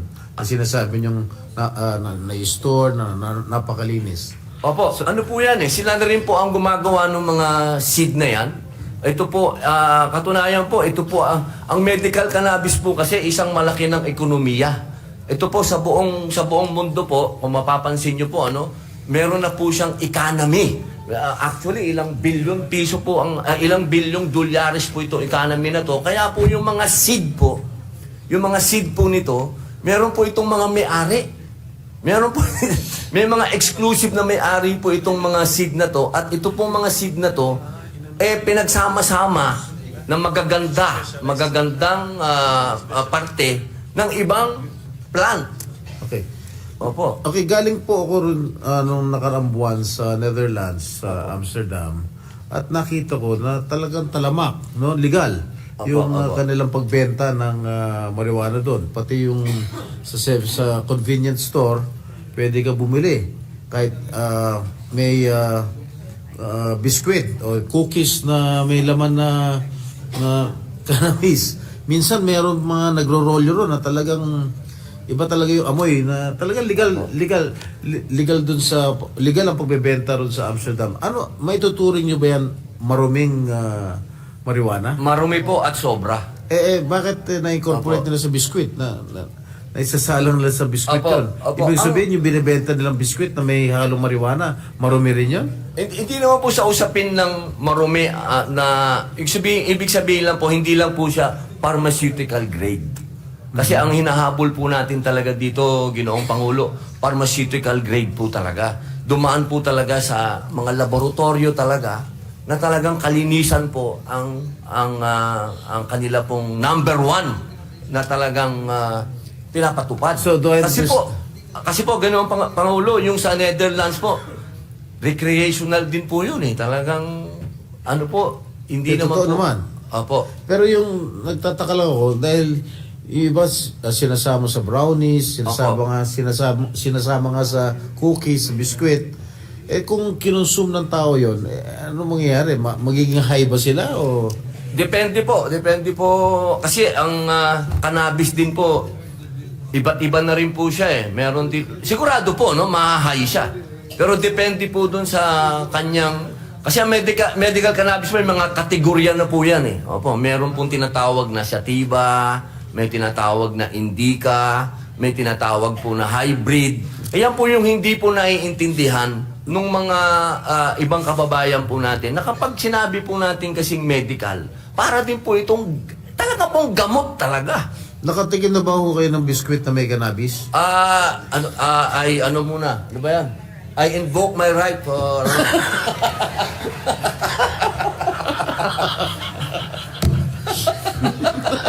Nirerespeto ko po ang Opo, baka makakontempt ako dito, ha? Thank you, Minority Leader. Maraming salamat po. Thank you. Pero yung mga tinanong po ng ating presiding officer, yung biscuit, brownies, these are recreational use of cannabis o marijuana. Bawal. Sa Pilipinas. Actually po, Ginoong Pangulo, yung nagiging recreational lamang po ito kasi hindi po controlled yung milligrams. Kasi ang kaibahan po talaga ng medical cannabis, meron po siyang medical doctor na pag-aaralan ka po kung gaano kataas yung milligrams o grams na ibibigay sa'yo. Yun po ang kaibahan. Yung po kasing mga nilalagay po sa, sabi nyo nga po, cookies o cake o yung mga yan, wala pong... Recreational po yan. Opo, Klaruhin natin, bawal yan. Opo, talagang amats na lang po yun. Kahit pumasa itong panukalang ito, we will never see na may bake shop dyan, na may... Ay, bawal po. Bawal po. Yung recreational po, kahit hindi siya sinisigarilyo, hindi siya inismoke, bawal. Yung kasi recreational yun, okay? Opo. At saka ito po medical cannabis, yung final product ay dapat FDA approved pa rin. Okay po. Basta klaro po lahat yun. Opo. Ang problema po, meron din po kami na research kasi na mga adverse side effects or mga dapat katakutan din natin na mga long-term effect na hindi ba to, kasi yung binanggit po nating sponsor na tinutulungan nila sa Prague yung mga na-addict sa marijuana, so therefore addictive siya. Hindi po. Hindi ba nakakatakot yun? Ginagamit po siya to cure. Kasi halimbawa po, hindi lang po sa na-addict po. Kung saan po na-addict, halimbawa na-addict po sa opium o sa mga sa opioids, sa alcohol. Ay, ito na po talaga yung kanilang pang-treatment. Okay, treatment to... Kasi wala po siyang to stop or cure the addiction. The so-called. Opo, wala But po. was there also an addiction to marijuana use? Wala po akong sa akin pong sa akin pong matagal na pag-aaral ng patungkol sa cannabis. Wala pa po akong nakilala na masasabing naging addict sa cannabis. Sa alak po, marami akong nakita. Ang meaning ng addict talagang yung hindi po, na niya makontrol yung desire niya o nanginginig na siya, hindi na siya makafunction ng normal dahil kailangan niyang makakonsumo. Opo. So, wala po kayong na-meet. Wala pa po ako. Or lahat ng na-meet yung nag-invoke ng right against self-incrimination. Ayun ba? Hindi po. Karamihan po. Hindi naman po. Ginoong Pangulo, kahit po sa mga rehab po, kahit po sa mga rehabilitation center, hindi po kailanman naging issue ang marijuana. Ang laging issue is sabu, alak eh. Opo. Sige po, posible din ba, meron kasing may nagsasabi pwede rin dahil sa long-term use, maybe kahit recreational or kahit medicinal, pwede rin magkaroon ng cognitive impairment. Ibig sabihin nun yung siguro, mas madalas ka na makalimot, yung memory mo, nababawasan na, yung alertness mo. Pwede pong mangyari din po talaga yun. Pwede din po. Sabi po ng mga experts natin dito, pwede daw pong mangyari yun. Okay. Pero kung ang isang medical cannabis patient po ay sumusunod sa doktor niya at ginagawa niya po lahat yung inuutos ng doktor niya, imposible pong magkaroon siya ng ganung diferensya. No? Apa. Yung mga pwede pong magkaroon ng ganon, yun po yung mga walang disiplina at hindi po sumunod sa doktor nila. Sige po, Mr. President. So, yun lang ang kailangan natin bantayan, yung abuse. I think ilang bodies ang kailangan natin ma-create para masiguro nating hindi maabuso yung sistema. So, we have already the PMCA, ano pa? Dito po sa ating pong panukala, sa ilalim po nung, isa lang po siya, Section 5, Philippine Medical Cannabis Authority. Pero siya po, under supervision din po siya ng DOH po. Parang sa Israel po, nung pumunta kami sa Israel, ang una pong sumalubong sa amin, yung Department of Health po nila, tsaka po kami pinakilala doon sa kanilang Cannabis Authority. Opo. Parang ganun din po, Ginoong Pangulo. Meron pa pong Medical Cannabis Advisory Committee. So, Opo. So hindi ba tayo masyado nang magagastusan sa budget sa dami ng ating mga ginagawang mga institusyon para lang masiguro natin na hindi na abuso ang paggamit ng cannabis and cannabis extracts? Opo. Sa totoo lang po, aminin ko po sa inyo, Ginoong Pangulo, ako po ang naglalagay ng safeguard po dito. Dahil ayoko po talagang ito ay maabuso. At patungkol naman po sa kung ito po ay magdadagdag ng gastos, gusto ko pong ipaalam sa ating chairman at sa ating pong Ginoong Pangulo na ang cannabis po sa buong daigdig na nagbibigay po ng pahintulot sa medical cannabis, hindi po ito kailanman nagbigay ng additional na gastos sa gobyerno. Ito po ay nagbibigay pa ng tinatawag po nating return of investment. Ito po, nagkakaroon po ito ng... Ito po, katunayan po, itong kapitbahay po natin na Thailand, kumikita na po rito, no? Talagang sila nga lang po ay recreational. Pero ngayon po, unti-unti silang bumabalik at pumupunta sa medical. Pero doon po sa huling report nila, ang laki po ng revenue ng medical cannabis. Ginamit niyo po ang Thailand as an example. So sa Thailand ngayon, allowed ang medical and recreational. Opo, pero umaatras na sila sa recreational. Sila ng recreational. Hindi sila umaatras sa medical? Hindi po sila umaatras sa medical. Opo. Again, with the permission of the Minority Leader, Senator Padilla, ano ba yung mga sense ng karamihan ng mga doktor natin dito sa Pilipinas? Sila ba ay pumapayag dito sa medical cannabis o karamihan sa ating mga doktor ay hindi pumapayag? Wala po akong nakausap pa na doktor na hindi po siya naniwala sa aking sinasabi kapag nakausap ko na po. Okay. Yung mga hindi po natin nakakausap at hindi po nakakarating sa kanila, yung mga magagandang balita patungkol sa medical cannabis, talaga pong sarado. At lagi ko naman pong sinasabi sa kanila, Ginoong Pangulo, ganito lamang yan Pinapayagan natin yung fentanyl, pinapayagan nyo yung demerol, pinapayagan nyo lahat yung matitinding droga na yan, pero itong medical cannabis, ayaw yung payagan. Yun lang pong lagi kong sinasabi. Meron na ba ho kayong mga nakausap na doktor at nakumbinse na pumayag dito sa medical cannabis? Ay, marami na po. Ito pong nakaraan naming seminar, ilang doktor yun?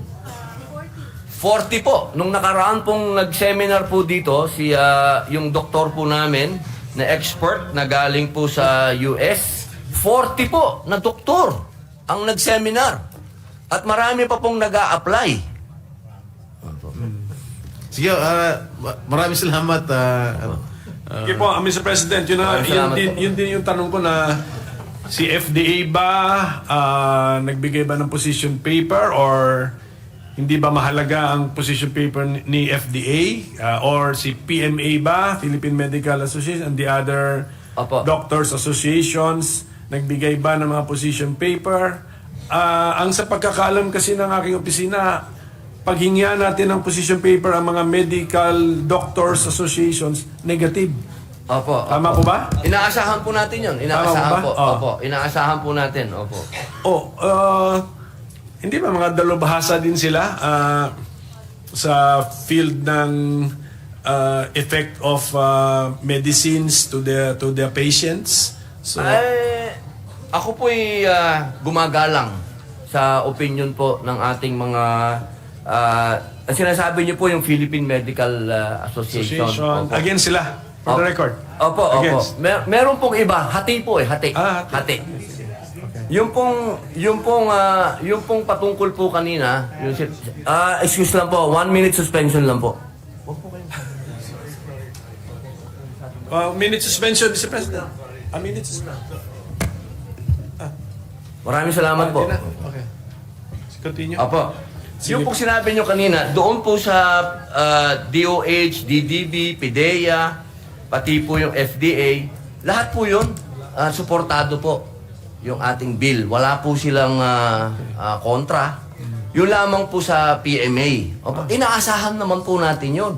Kasi nga po, dito po sa Pilipinas, wala pong nangyayaring research dahil bawal. Di ba po? Yun lang po yung logic nun eh. Bawal kasi, wala tayong magawang research. Pero kung ang research po natin, papayagan po tayong mag-research, magkakaroon po tayo ng sarili. Kasi lahat po ng hawak nating research, galing po sa ibang bansa. Pero yung na-access po ng ating sponsor and even the author ng mga studies, na-access din po yan ng ating mga doktor. And yet they are unconvinced. Opo, yun po ang how do we explain that, Mr. President? Ang karamihan po sa kanila, ang sinasabi, wala po tayong sariling research. Wala po tayong sariling research. Ang sinasabi po nila, ang research na yan galing sa ibang bansa. So, kung papayagan lamang po tayo. Karamihan ng mga pills na inapprove ng FDA, kahit yung study yata nung effect ng mga pills na yun, foreign studies po, sinasabit lang po sa FDA yun. Opo, yun nga po ang hindi natin... So hindi po ako makapaniwala na yun po yung dahilan na wala lang Philippine research. Baka, ano po kaya, sa hearing po natin, ano po ang nasabi nilang dahilan? Yun po. Research? Lack of a Philippine-based research? Yun lang yung dahilan Yun po niya? ang naririnig ko lagi. Pati po sa mga ibang resource speaker po natin, marami po silang... Kasi tama naman po yung kanila. Sa totoo lang po, Ginoong Pangulo, ako po ay sumasang-ayon na dapat magkaroon po tayo ng sarili nating research. Kaya po sana, sa pamamagitan po ng panukala na ito, para po magkaroon ng katahimikan po ang lahat, magkaroon po ng kapayapaan ng loob, magkaroon din po tayo ng research patungkol po dito. Kung magre-research ba ngayon using, siyempre, cannabis extracts, takot ang institution na nagre-research kasi bawal. Opo. Dito lang po sa tabi ko. Kailangan muna itong batas na ito even before that research to be done. Pero ang batas na ito kasi legalizes already the use of medical cannabis, so parang pointless. Hindi po, sarili po nating research para po makumbinsi po natin. Kaya nga, ang posisyon po ba ng ating sponsor ay walang maka-research na Philippine-based research, Philippine subjects siguro, Philippine-based subjects on medical cannabis, cannabinoids, cannabis extracts. Kasi kung wala itong batas na ito, bawal yung mga raw materials na ginagamit nila. Pero itong batas na ito allows already the use of medical cannabis, making that research practically pointless. Kasi po, ang pinupunto ko po, Ginoong Pangulo, yung po kasing posisyon ng mga hindi po sumasang-ayon. Kailangan po silang ma-at peace. Ma-at peace po. Ma-at peace lang sila kung magkakaroon po ng research na tayo po ang gumawa. Kasi meron po namang mga... Meron naman po kasing mga research na po na naisagawa na po doon nga po sa mga progresibong bansa na katanggap-tanggap na po. At sinasabi pa po ng United Nations na ito na po talaga yung schedule niya. Okay, sige po. Ito na lang po, just a few more questions na lang. Yung bago tayo, kunyari maging batas na po ito, bago talaga magamit yung medisina na may cannabis or cannabinoids or cannabis extract, or bago to mabenta sa publiko, ilang lisensya ba ang kailangan makuha nitong medisina na ito bago siya maging available sa publiko? Aba, yan, magandang tanong yan. Kasi hindi namin mabilang sa dami ng sa dami ng steps dito po. So, Sa totoo lang po, Ginoong Pangulo, ako po lahat ang gumawa ng steps na yan dahil gusto ko po talagang makasigurado na hindi po ito maaabuso. Opo, pero handa po akong tumanggap ng amendments po ng ating mga kasama. Pero Sige ako po talaga, ang posisyon ko po, Ginoong Pangulo, higpitan. sige pa. So takot din po kayo. Opo. So mayroon din kayong parang alinlangan. Wala pong alinlangan, takot lang po na baka ayoko po kasing maging recreational. Yun lang po ang takot ko. Ayoko pong maging ang bill na to maging daan para ang Klaro. iba ay gawing recreational ito. Ayoko po. Klaro po tayo, hindi wala sa ating interpellation hindi sakop ang recreational. Opo. So ito po ang last issue ko na lang, Mr. President. Napansin namin na pinagbabawal pa rin sa bill natin, although ang objective ng bill is to make medical marijuana or cannabis use legal, pinagbabawal natin ang planting of marijuana plants even for the purpose of using the plant for medical purposes. Medyo doon po ako nagtataka kasi pina-research ko po sa staff ko. Meron tayong mga approved herbal medicines, ampalaya, ano pa ba? Kahit sa bawang, based sa bayabas, Moringa. allowed. So allowed the medicine, allowed ka mag-plant for that. Ngayon ito, i-allow natin pero bawal ka mag-plant. Ano po ang ibig sabihin nun? Yung author natin, meron siyang danger na nasisense. Opo, ang sinasabi po kasi parang ganito po yan eh. Bago po maging full grown po kasi yung cannabis, mga 6 months po. Ang sinasabi lang po natin doon, halimbawa pumasa po yung batas, hindi pa po tayo pwedeng magtanim kaagad. Kailangan magkuha muna po tayo ng knowledge para po gawin yung medical cannabis. Kasi ang alam po natin sa ngayon, Ginoong Pangulo, ang knowledge po natin, yung recreational. Yung po, ayoko po yun eh. Kailangan po, ang gusto po natin kasing makuha yung knowledge ng medical cannabis. Ilang buwan muna po yun bago mag-produce. So sa una po siguro, mag-import muna po tayo doon sa gumagawa po ng best practices. Halimbawa po sa Canada, sa Amerika, o sa Israel, kung ano po yung papayagan ng FDA. Habang ginagawa po natin yung atin. Kasi ayoko naman pong habang buhay tayong nag-i-import. Kasi hindi din po tayo kikita doon sa economy niya. Kasi may economy po siya eh. Sige po, I just want to be consistent na kung talagang i-legalize natin ang medical use of cannabis, we should regulate the planting of pwedeng marijuana plantations for that particular legal purpose. Naging legal kasi. Opo, so, tama po. Yan lang po yun.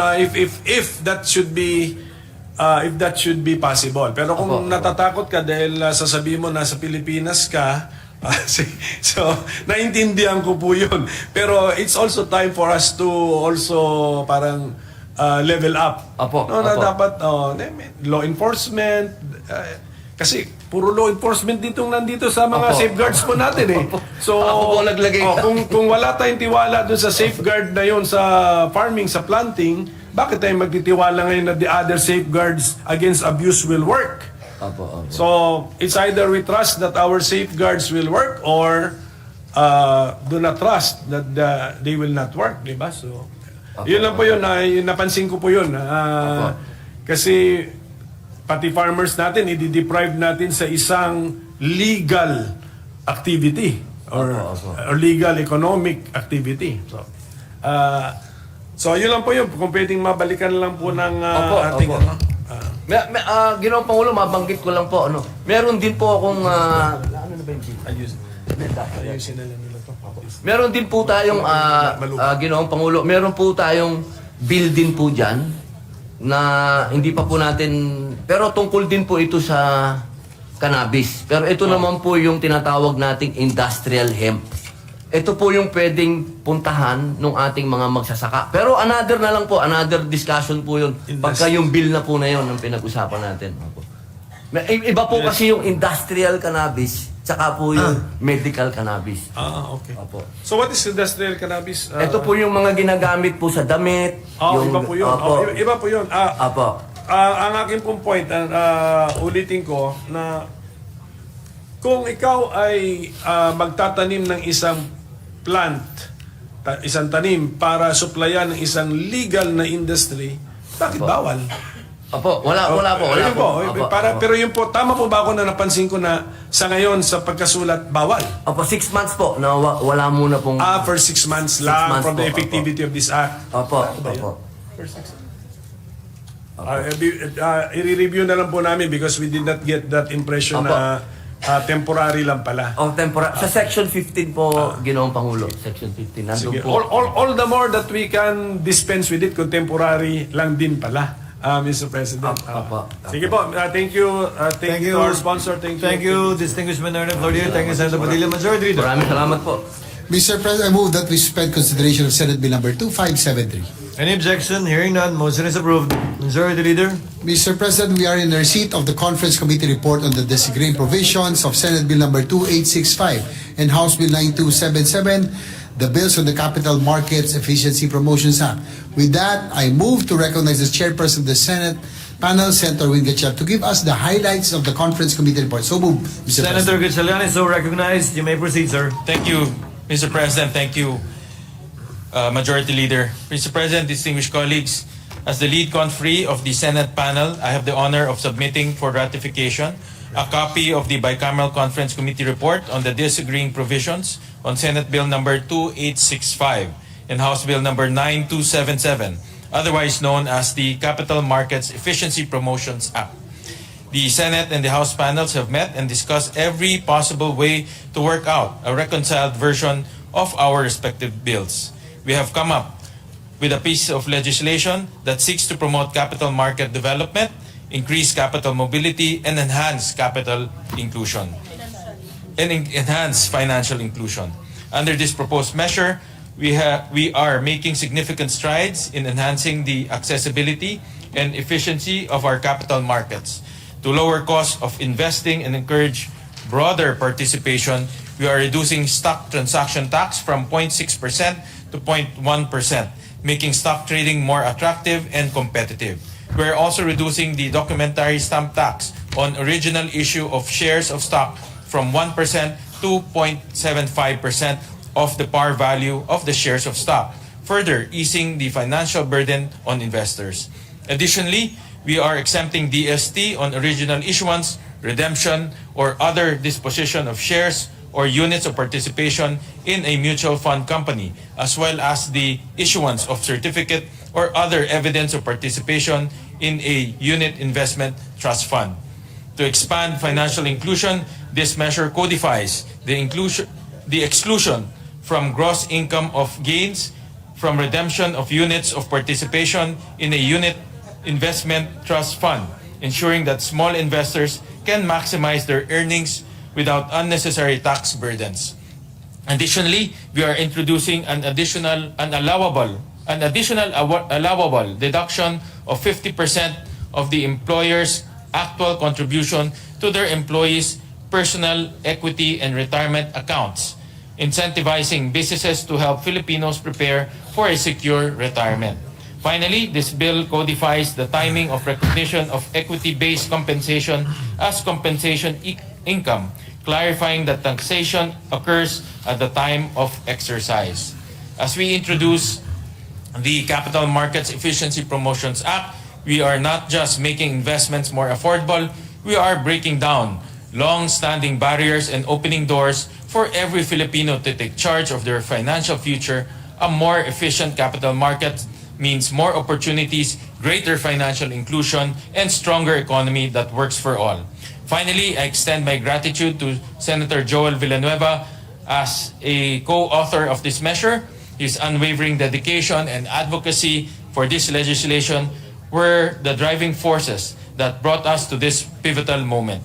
To my fellow confrees, Senate Minority Leader Senator Koko Pimentel, Senator Pia Cayetano, Senator J. Versito, and Senator Joel Villanueva, thank you for your invaluable contributions during the bicameral conference meetings as we resolve several issues. Mr. President, the comprehensive details of the disagreeing provisions are reflected in the joint explanatory statement. With the permission of the body, I move that the said joint explanatory statement on the disagreeing provisions of Senate Bill number 2865 and House Bill number 9277 be read in toto into the record, and that the bicameral conference committee report be ratified. Mr. President, before I end, let me just report to the body and of course to our Senate President that we have this 19th Congress has enacted 7 tax measures that will generate new taxes and new revenue for government in an amount of 200 billion pesos, Mr. President, in a span of 5 years. So I'm happy to report that your Senate has been producing bills to help government increase fiscal space and therefore reduce fiscal deficit. Thank you, Mr. President. Thank you, colleagues. Congratulations to Senator Gatchalian as well. Is there any objection to the motion of the distinguished sponsor? Hearing none, the Conference Committee report on the disagreeing provisions of Senate Bill number 2865 and House Bill number 9277 is hereby approved and ratified. Congratulations once more. Majority Floor Leader. Yes, Mr. President, just for the information of the body, we received information that the House of Representatives adopted the Senate version of Senate Bill number 2838 or the Magna Carta of the Barangay Health Workers. We thank our colleagues in the House of Representatives for this. Of course, we thank our colleagues as well in the Senate. Para sa ating mga HW, konting tulog na lang po, magiging batas na po ito. Congratulations as well, Senator J.V. Hertzler, the principal author and sponsor of the measure. Majority Floor Leader. Mr. President, I move that we proceed to the additional reference of business. Reference of business. Secretary General is directed to comply. Messages from the House. Letter from the House informing the Senate that on 3 February 2025, it passed the following House bills in which it requests the concurrence of the Senate. House number 11340, creating 3 additional branches of the RTC in the 4th Judicial Region to be stationed in the city of General Trias, Cavite. Appropriating funds therefore amending Section 14E of BP 129. 11349, creating 1 additional branch of the RTC, 10th Judicial Region, Municipality of Quezon, Province of Bukidnon, appropriating funds therefore. 11350, creating 2 additional branches of the RTC in the 10th Judicial Region, City of Butuan, Province of Agusan del Norte, appropriating funds therefore. 11352, creating 2 additional branches of the RTC in the National Capital Judicial Region to be stationed in Valenzuela and appropriating funds therefore. To the Committees on Justice, Human Rights, and Finance. 11357, strengthening the Philippine healthcare system to achieve efficiency and equity and to improve public health emergency preparedness, amending for the purpose Republic Act number 11223, otherwise known as the Universal Healthcare Act. The Committee on Rules. 10902, declaring the 7th day of November of every year a special national working holiday in commemoration of the establishment of the first Philippine mosque and the introduction of Islam in the Philippines. The Committee on Rules. 11204, strengthening the Legal Education Board, amending for the purpose Republic Act number 7662, otherwise known as the Legal Education Reform Act of 1993, and appropriating funds therefore. The Committees on Higher and Technical Vocational Education, Justice and Human Rights, Ways and Means, and Finance. 11229, allowing the internment of Filipino sports heroes of the libingan ng mga bayani. The Committee on Sports. 11286, strengthening the administration of excise tax on tobacco products, cigars, cigarettes, heated tobacco products, vapor products, and novel tobacco products, amending for the purpose of the National Internal Revenue Code of 1997 as amended. Committee on Ways and Means. 11317, providing an additional ground for canceling the certificate of candidacy of a candidate and making the acts of a nuisance candidate an election offense. Amending Section 69, 261CC, and 264, Batas Pambansa Bilang 881 as amended, otherwise known as the Omnibus Election Code of the Philippines. The Committee on Electoral Reforms and People's Participation. 11337, an act providing for the rights of informal ambulant vendors. The Committees on Social Justice, Welfare and Rural Development, and Local Government. House Number 11341, an act strengthening the Polytechnic University of the Philippines, declaring it as a National Polytechnic University and appropriating funds The therefore. Committee on Rules. 11355, an act enhancing animal industry development and competitiveness, strengthening the Bureau of Animal Industry and creating for the purpose an Animal Competitiveness Enhancement Fund. To the Committee on Agriculture, Food and Agrarian Reform, Ways and Means, and Finance. 11358, an act providing for a comprehensive fiscal autonomy for the judiciary, creating for the purpose the Judiciary Trust Fund. The Committees on Justice and Human Rights and Finance. 11360, amending sections 144, 145, 147, 263A, and 289 of the National Internal Revenue Code of 1997 as amended and for other purposes. The Committee on Ways and Means. 4921, reclassifying as agricultural land a parcel of land of the public domain located in Mangabul Reservation in Municipality of Bayambang, Province of Pangasinan, for the purpose of distributing the same to long-term farmers and occupants thereof. To the Committees on Environment, Natural Resources and Climate Change, Agriculture, Food and Agrarian Reform.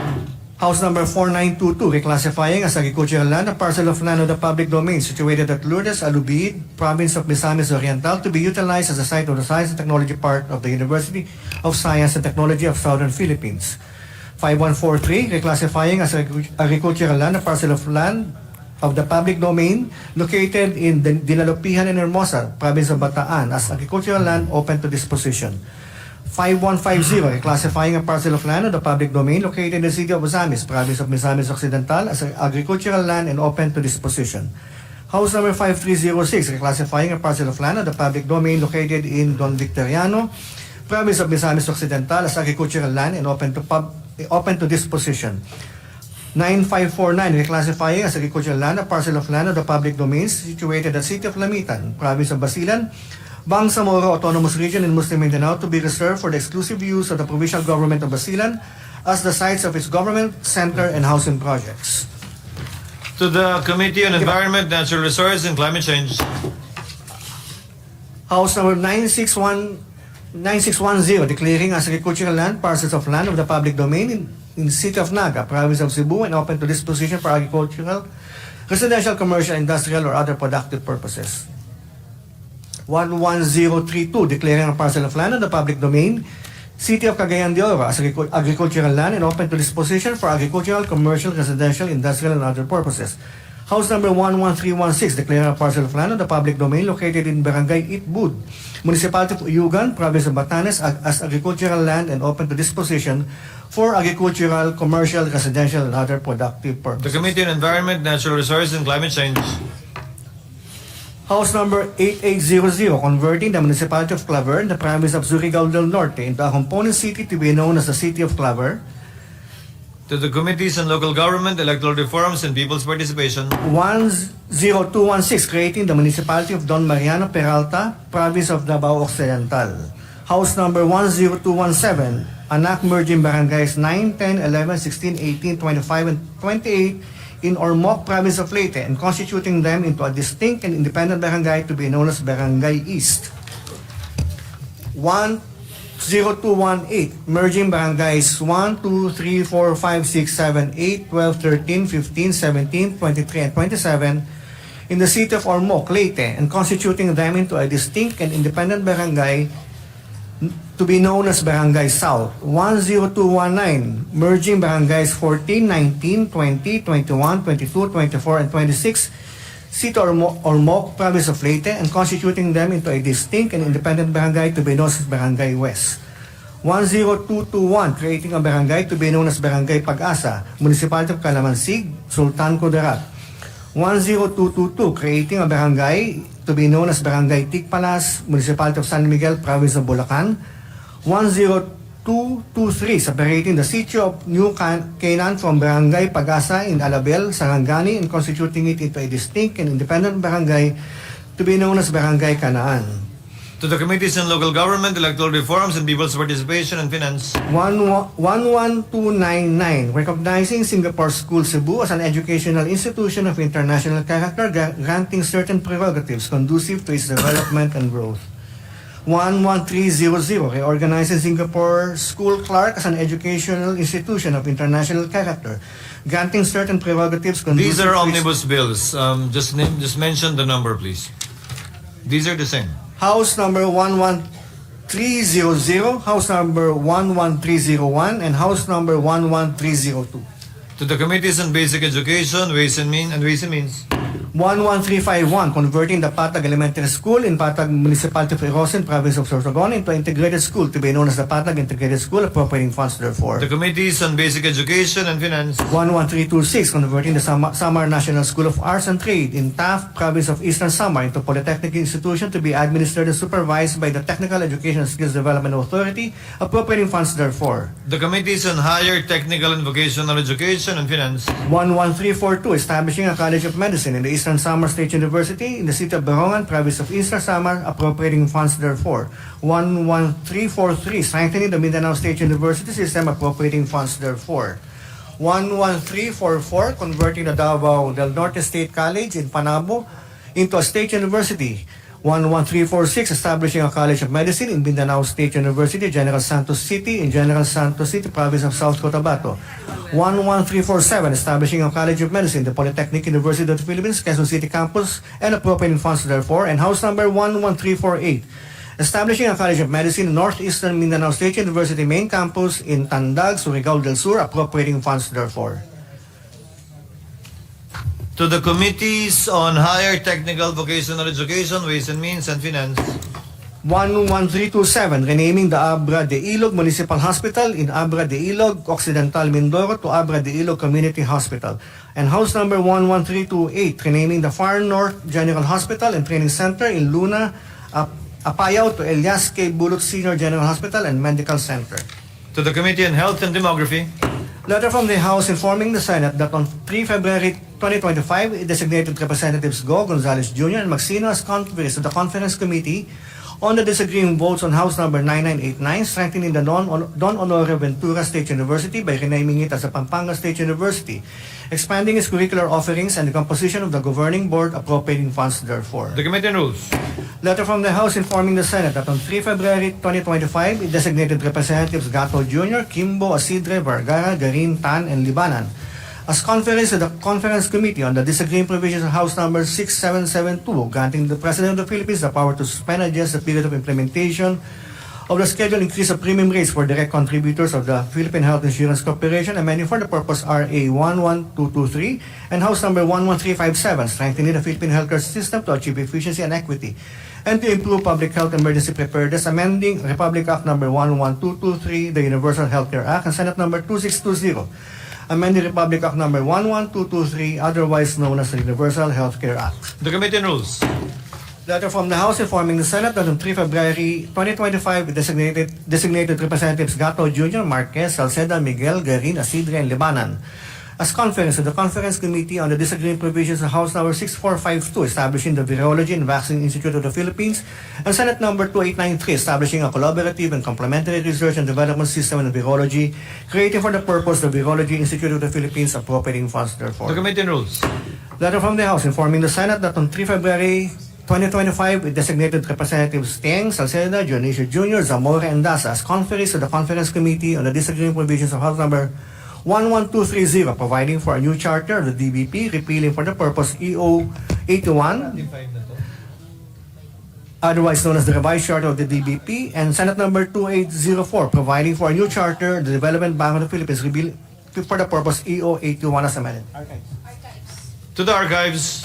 Letter from the House informing the Senate that on 3 February 2025, it designated Representatives Arenas, Sanhuaco III, Alba, Vergara, Arbison Jr., Acheron, and Libanan as conferees of the Conference Committee on the disagreeing provisions of House number 10466, adjusting the monthly pension benefits of retirees of the DFA, and Senate number 2863, providing for a pension differential to the Department of Foreign Affairs retirees.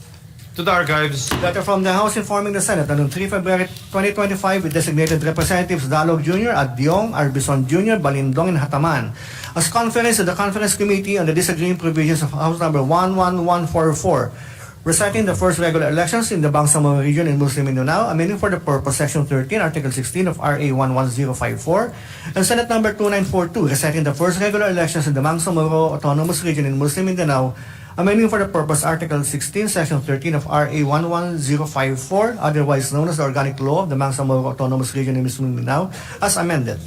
To the Archives. Secretary is directed to proceed to the additional reference of business. Additional reference of business, bills on first reading, Senate number 2983, an act mandating the issuance of Philippine health card to all Filipinos, appropriating funds therefore, Senator Go. The Committee on Health and Demography. Senate number 2984, discontinuing the use of the spiral progression approach in the basic education curriculum, deleting for the purpose Section 5, Paragraph G of Republic Act number 10533, otherwise known as the Enhanced Basic Education Act of 2013, Senator Gatchalian. The Committee on Basic Education. Resolutions, proposed Senate Resolution 1308, directing the Senate Committee on Energy to investigate price-setting practices of the Manila Electric Company, as well as the rate-setting and other regulatory mechanisms of the Energy Regulatory Commission, Senator Ontiveros. The Committee on Energy. 1309, directing the Committee on Health and Demography to conduct a thorough review and evaluation and implementation of RA 11223, otherwise known as the Universal Healthcare Act, Senator Ejercito. The Committee on Health and Demography. 1310, directing the Senate Committee on Accountability of Public Officers and Investigations to conduct an inquiry on the substantial number of inactive, non-operational, invalid, or unused exploration permits and mineral agreements contrary to the declared policy of RA 7942, the Philippine Mining Act of 1995, Senator Escudero. To the Committee on Environment, Natural Resources, and Climate Change.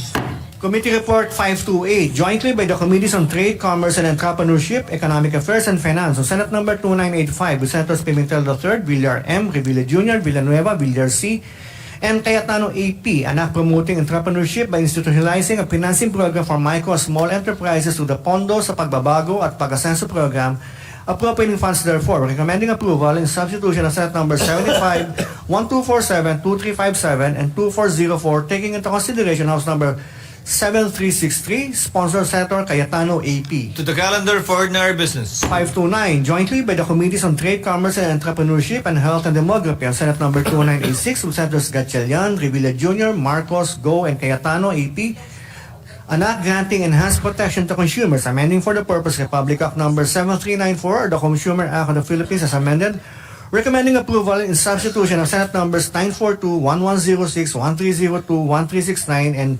1785, sponsor Senator Cayetano AP. To the calendar for ordinary business.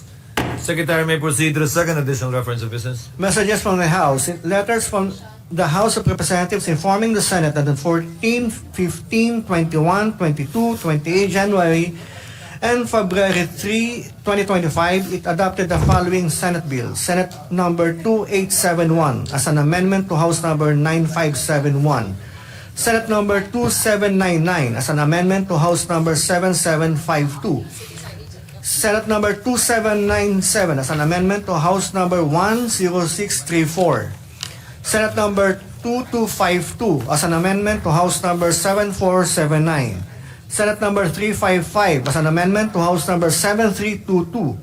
Senate number 2616 as an amendment to House number 8202. Senate number 2615 as an amendment to House number 8394. Senate number 2614 as an amendment to House number 8441. Senate number 2619 as an amendment to House number 8504. Senate number 2618 as an amendment to House number 8395. Senate number 1691 as an amendment to House number 7506. Senate number 1725 as an amendment to House number 7529. Senate number 2814 as an amendment to House number 6509. Senate number 2818 as an amendment to House number 10172. Senate number 2906 as an amendment to House number 11186. And Senate number 2900 as an amendment to House number 7764. To the archives. Letters from the House informing the Senate that on 21, 28 January, and 3 February 2025, it concurred with the Senate amendments to the following House bills. House number 7406, House number 5827, House number 3401, House number 4275, House number 5659, House number 5731, House number 6556, House number 8283, House number 8284, House number 9047, House number 9650, House number 9651, House number 9652, House number 9653, House number 9654, House Number 9655, House Number 9664, House Number 9757, House Number 10671, House Number 10773, House Number 10774, House Number 10775, House Number 10776, House Number 10777, House Number 10778, House Number 10779, House Number 10780, House Number 10781, House Number 1082, House Number 1084, House Number 1085, House Number 10837, House Number 10838, House Number 10839, House Number 5850, House Number 5851, House Number 6158, House Number 8214, House Number 428. To the archives, Majority Floor Leader. Senate Secretary will proceed. Letter from the House of Representatives informing the Senate that on 27 January 2025, it ratified the Conference Committee report on the disagreeing provisions of House Number 11199, an act reorganizing the National Economic and Development Authority into the Department of Economy, Planning and Development, and constituting the NEDA Board into the Economic Development Council, repealing for the purpose EO 230 series of 87 and amending EO 292 series of 87, appropriating funds therefore. And Senate number 2878, reorganizing the National Economic and Development Authority into the Department of Economy, Planning and Development, and reconstituting the NEDA Board into the Economy and Development Council, repealing for the purpose of EO 230 series of 87, amending EO 292 series of 87, appropriating funds therefore. To the archives, Majority Floor Leader. Mr. President, I move that we resume consideration of Senate Bill number 2982 under Committee Report number 527. This is the bill on the Fiscal Autonomy Act of the Judicial Branch of Government. I so move, Mr. President. Any objection? Hearing none, consideration of the aforementioned measure is now in order. Having sponsored the measure, I move to open the period of interpellation and recognize the sponsor, our Minority Leader, Senator Koko Pimentel III. The Minority Leader is recognized.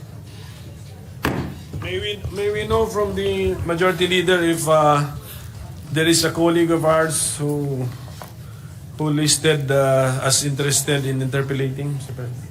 Mr. President, there being no other reservation for interpellation, I move to close the period of interpellation. The Majority Leader will not interpellate anymore. Any objection? Hearing none, motion is approved.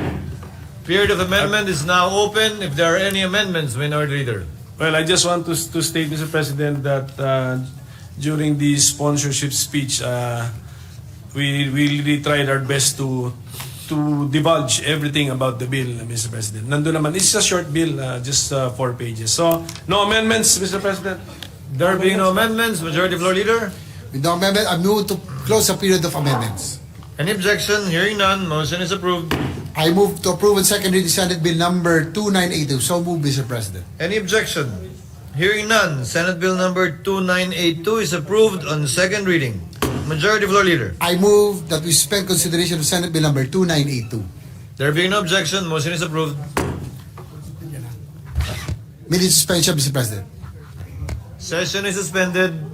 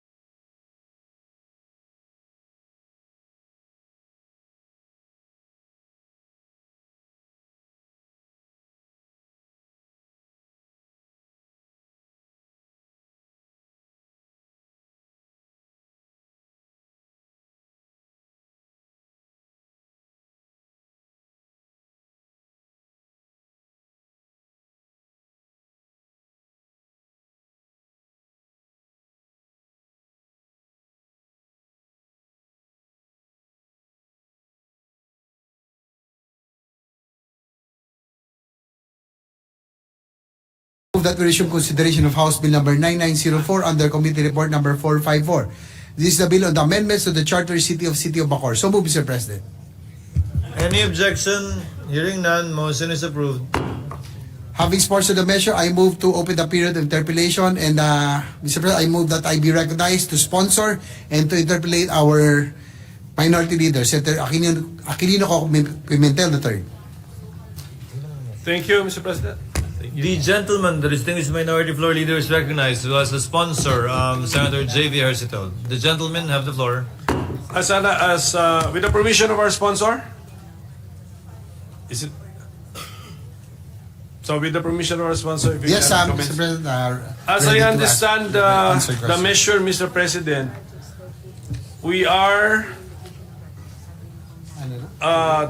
going to recognize by law what the local government unit of Bacoor, Cavite already did through ordinance, which is the merger of certain barangays. Is that the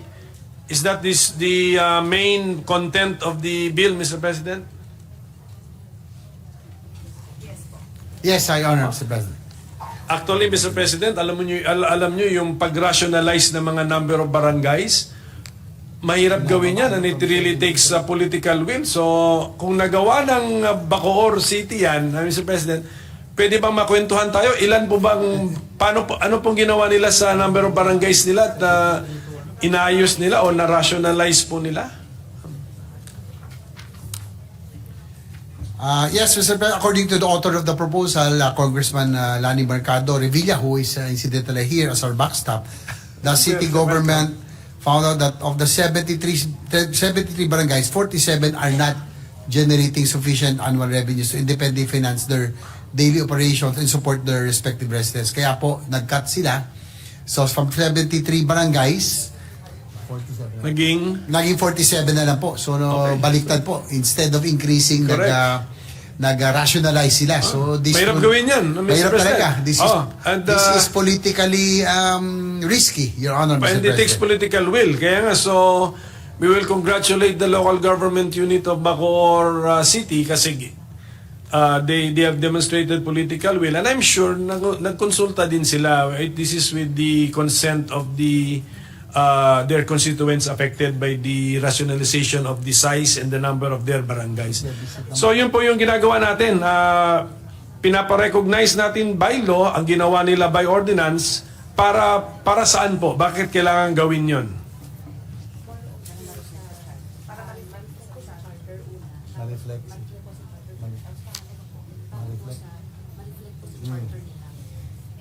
And Yun lang, di ba?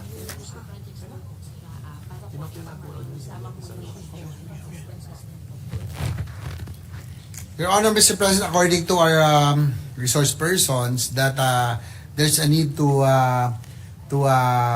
pass an ordinance so that you have to pass a law so that it will be reflected in the charter, Your Honor, Mr. President.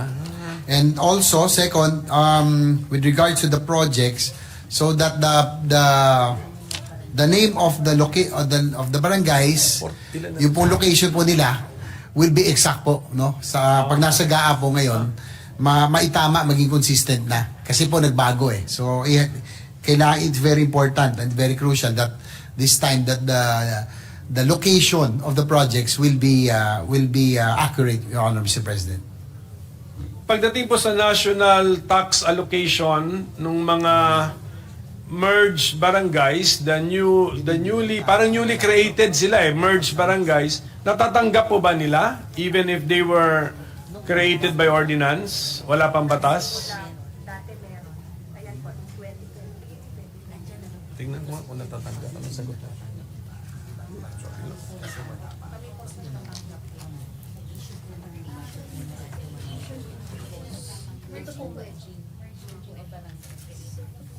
Your Honor, Mr. President, according to them, they were able to receive their NTA kasi po pagkakaiba, yung pong ibang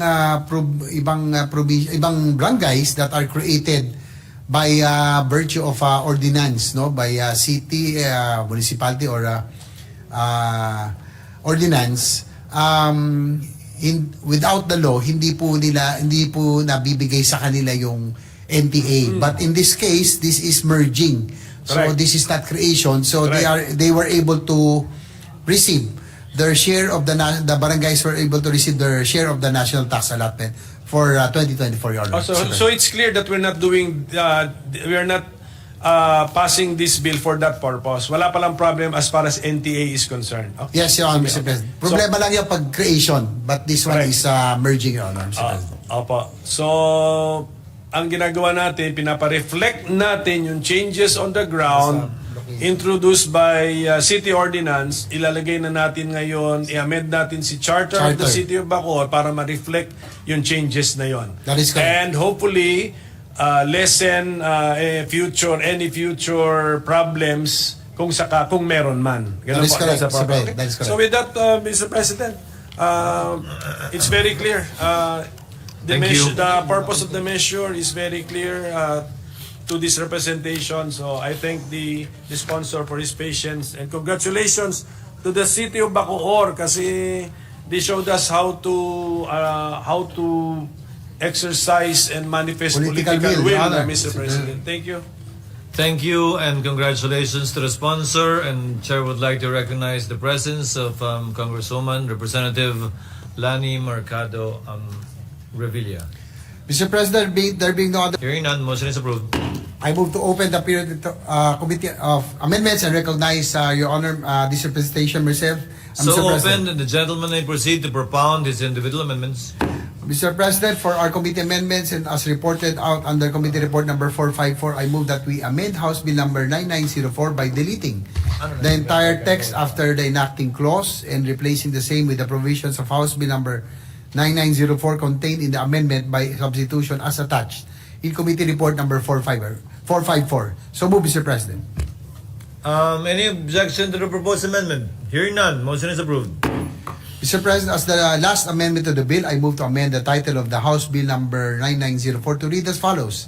An act merging and renaming certain barangays in the City of Bacoor, Province of Cavite, amending for the purpose Section 10B of Republic Act number 10160 or the Charter of the City of Bacoor as amended. So move, Mr. President. Any objection to the proposed amendment? Hearing none, amendment is approved. With no other amendment, I move to close the period of amendments. Period of amendment is now closed. There being no objection. Mr. President, I move to approve on second reading House Bill number 9904. Any objection? Hearing none, motion is approved. The aforementioned House Bill is approved on second reading. Majority Floor Leader? I move that we suspend consideration of House Bill number 9904. Any objection? Hearing none, motion is approved. Majority Floor Leader? Mr. President, I move that we transfer from the calendar for ordinary business to the calendar for special orders, Committee Report number 523 on Senate Bill number 2978. This is the bill on the Moringa Development Act. So move, Mr. President. Any objection? Hearing none, motion is approved. Consideration of the bill is now in order. Senate Secretary is directed to read the title of the measure. An act urging the comprehensive planning, development, and export promotion of the Moringa, locally known as Malunggay, and providing funds therefore. Majority Leader? To sponsor the measure, I move to recognize our Mama Bear, Senator Cynthia Villar, Chairperson of the Committee on Agriculture, Food, and Agrarian Reform, to deliver her sponsorship. Senator Cynthia Villar is recognized to sponsor the measure. You may proceed, ma'am.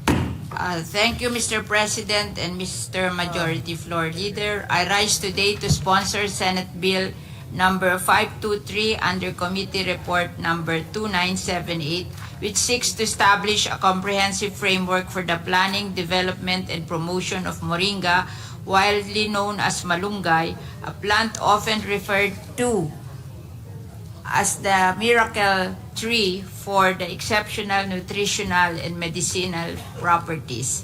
Moringa has long been a staple in Filipino household, particularly in rural communities where it serves as a vital source of nutrition.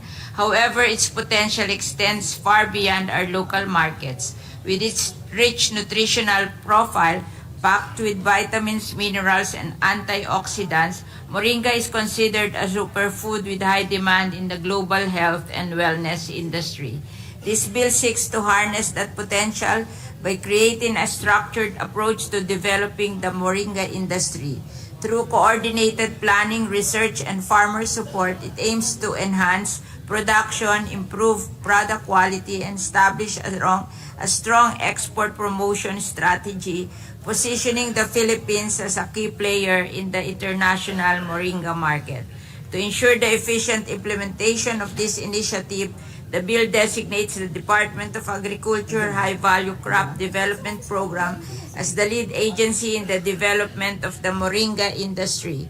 The DA High Value Crop Program will be responsible for formulating policies, providing technical assistance, facilitating market access, and promoting sustainable practices that will benefit moringa farmers and agri-entrepreneurs.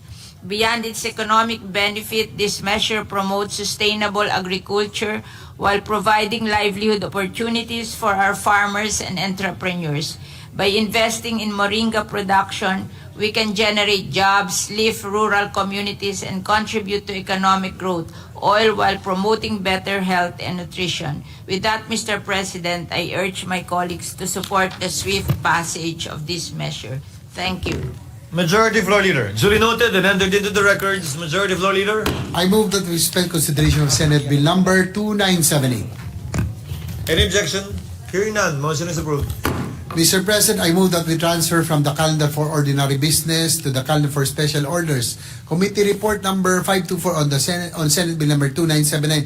This is the bill on the agrarian and agricultural writing off or condonation and restructuring of loans act. So move, Mr. Any President. objection? Hearing none. Senate Secretary is directed to read the title only of the measure. An act providing for the writing off of loans or condonations of unpaid interest, penalties, and surcharges of loans and loan restructuring secured by farmers, fisher folks, and agrarian reform beneficiaries from the Department of Agrarian Reform, Department of Agriculture, Agricultural Credit Policy Council, Cooperative Development Authority, National Food Authority, and Kedan and Rural Credit Guarantee Corporation. Majority Floor Leader. To sponsor the measure, I move to recognize Senator Cynthia Villar, Chairperson of the Committee on Agriculture, Food, and Agrarian Reform. To Senator deliver. Villar is recognized. You may proceed, ma'am, to deliver your sponsorship speech. Mr. President, I rise today to sponsor Senate Bill 2979 under Committee Report 524, which seeks to write off or condone unpaid loans and restructure the accumulated interest surcharges and penalties of dormant agrarian and agricultural loans availed of by our farmers, fisher folks, and agrarian reform beneficiaries. These loans were granted through the Department of Agrarian Reform, Department of Agriculture, Agriculture Credit Policy Council, Cooperative Development Authority, National Food Authority, and Kedan and Rural Credit Guarantee Corporation. Agricultural loans play a critical role in sustaining and growing our agricultural sector. For our farmers and fisher folks, access to credit is essential. It provides them with the capital needed to invest in land, livestock, machinery, technology, and farm inputs. It enables them to increase productivity, combat pests and diseases, and recover from natural disasters. These measures give them a second chance by allowing them to regain access to financing opportunities. By relieving them of the long-standing financial burdens, we empower them to rebuild their livelihood, expand their businesses, explore new markets, and contribute to rural development and food security.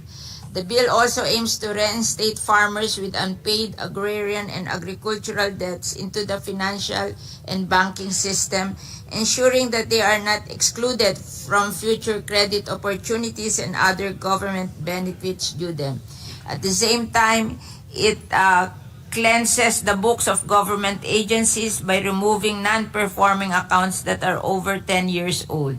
The one-time condonation covers unpaid interest, penalties, and surcharges of loan extended by the Department of Agrarian Reform, Department of Agriculture, Cooperative Development Authority, National Food Authority, the Kedan, and that of the Rural Credit Guarantee Corporation or the Kedancor, and those lodged under the Agricultural Credit Policy Council as follows. Department of Agrarian Reform secured through the Credit Assistance Program Beneficiaries Development, 140 million. Dutch Rural Development Assistance Program, 16,531,000. DAR Direct Lending Financing Program, 144,058,000. DAR Special Projects Office Direct Financing Program for ARBs, 187,204,000. DAR Special Projects Office Direct Window 3 Financing Program for ARBs, 487,802,000. National Food Authority Farmer Level Grain Center, 78,605,328.24.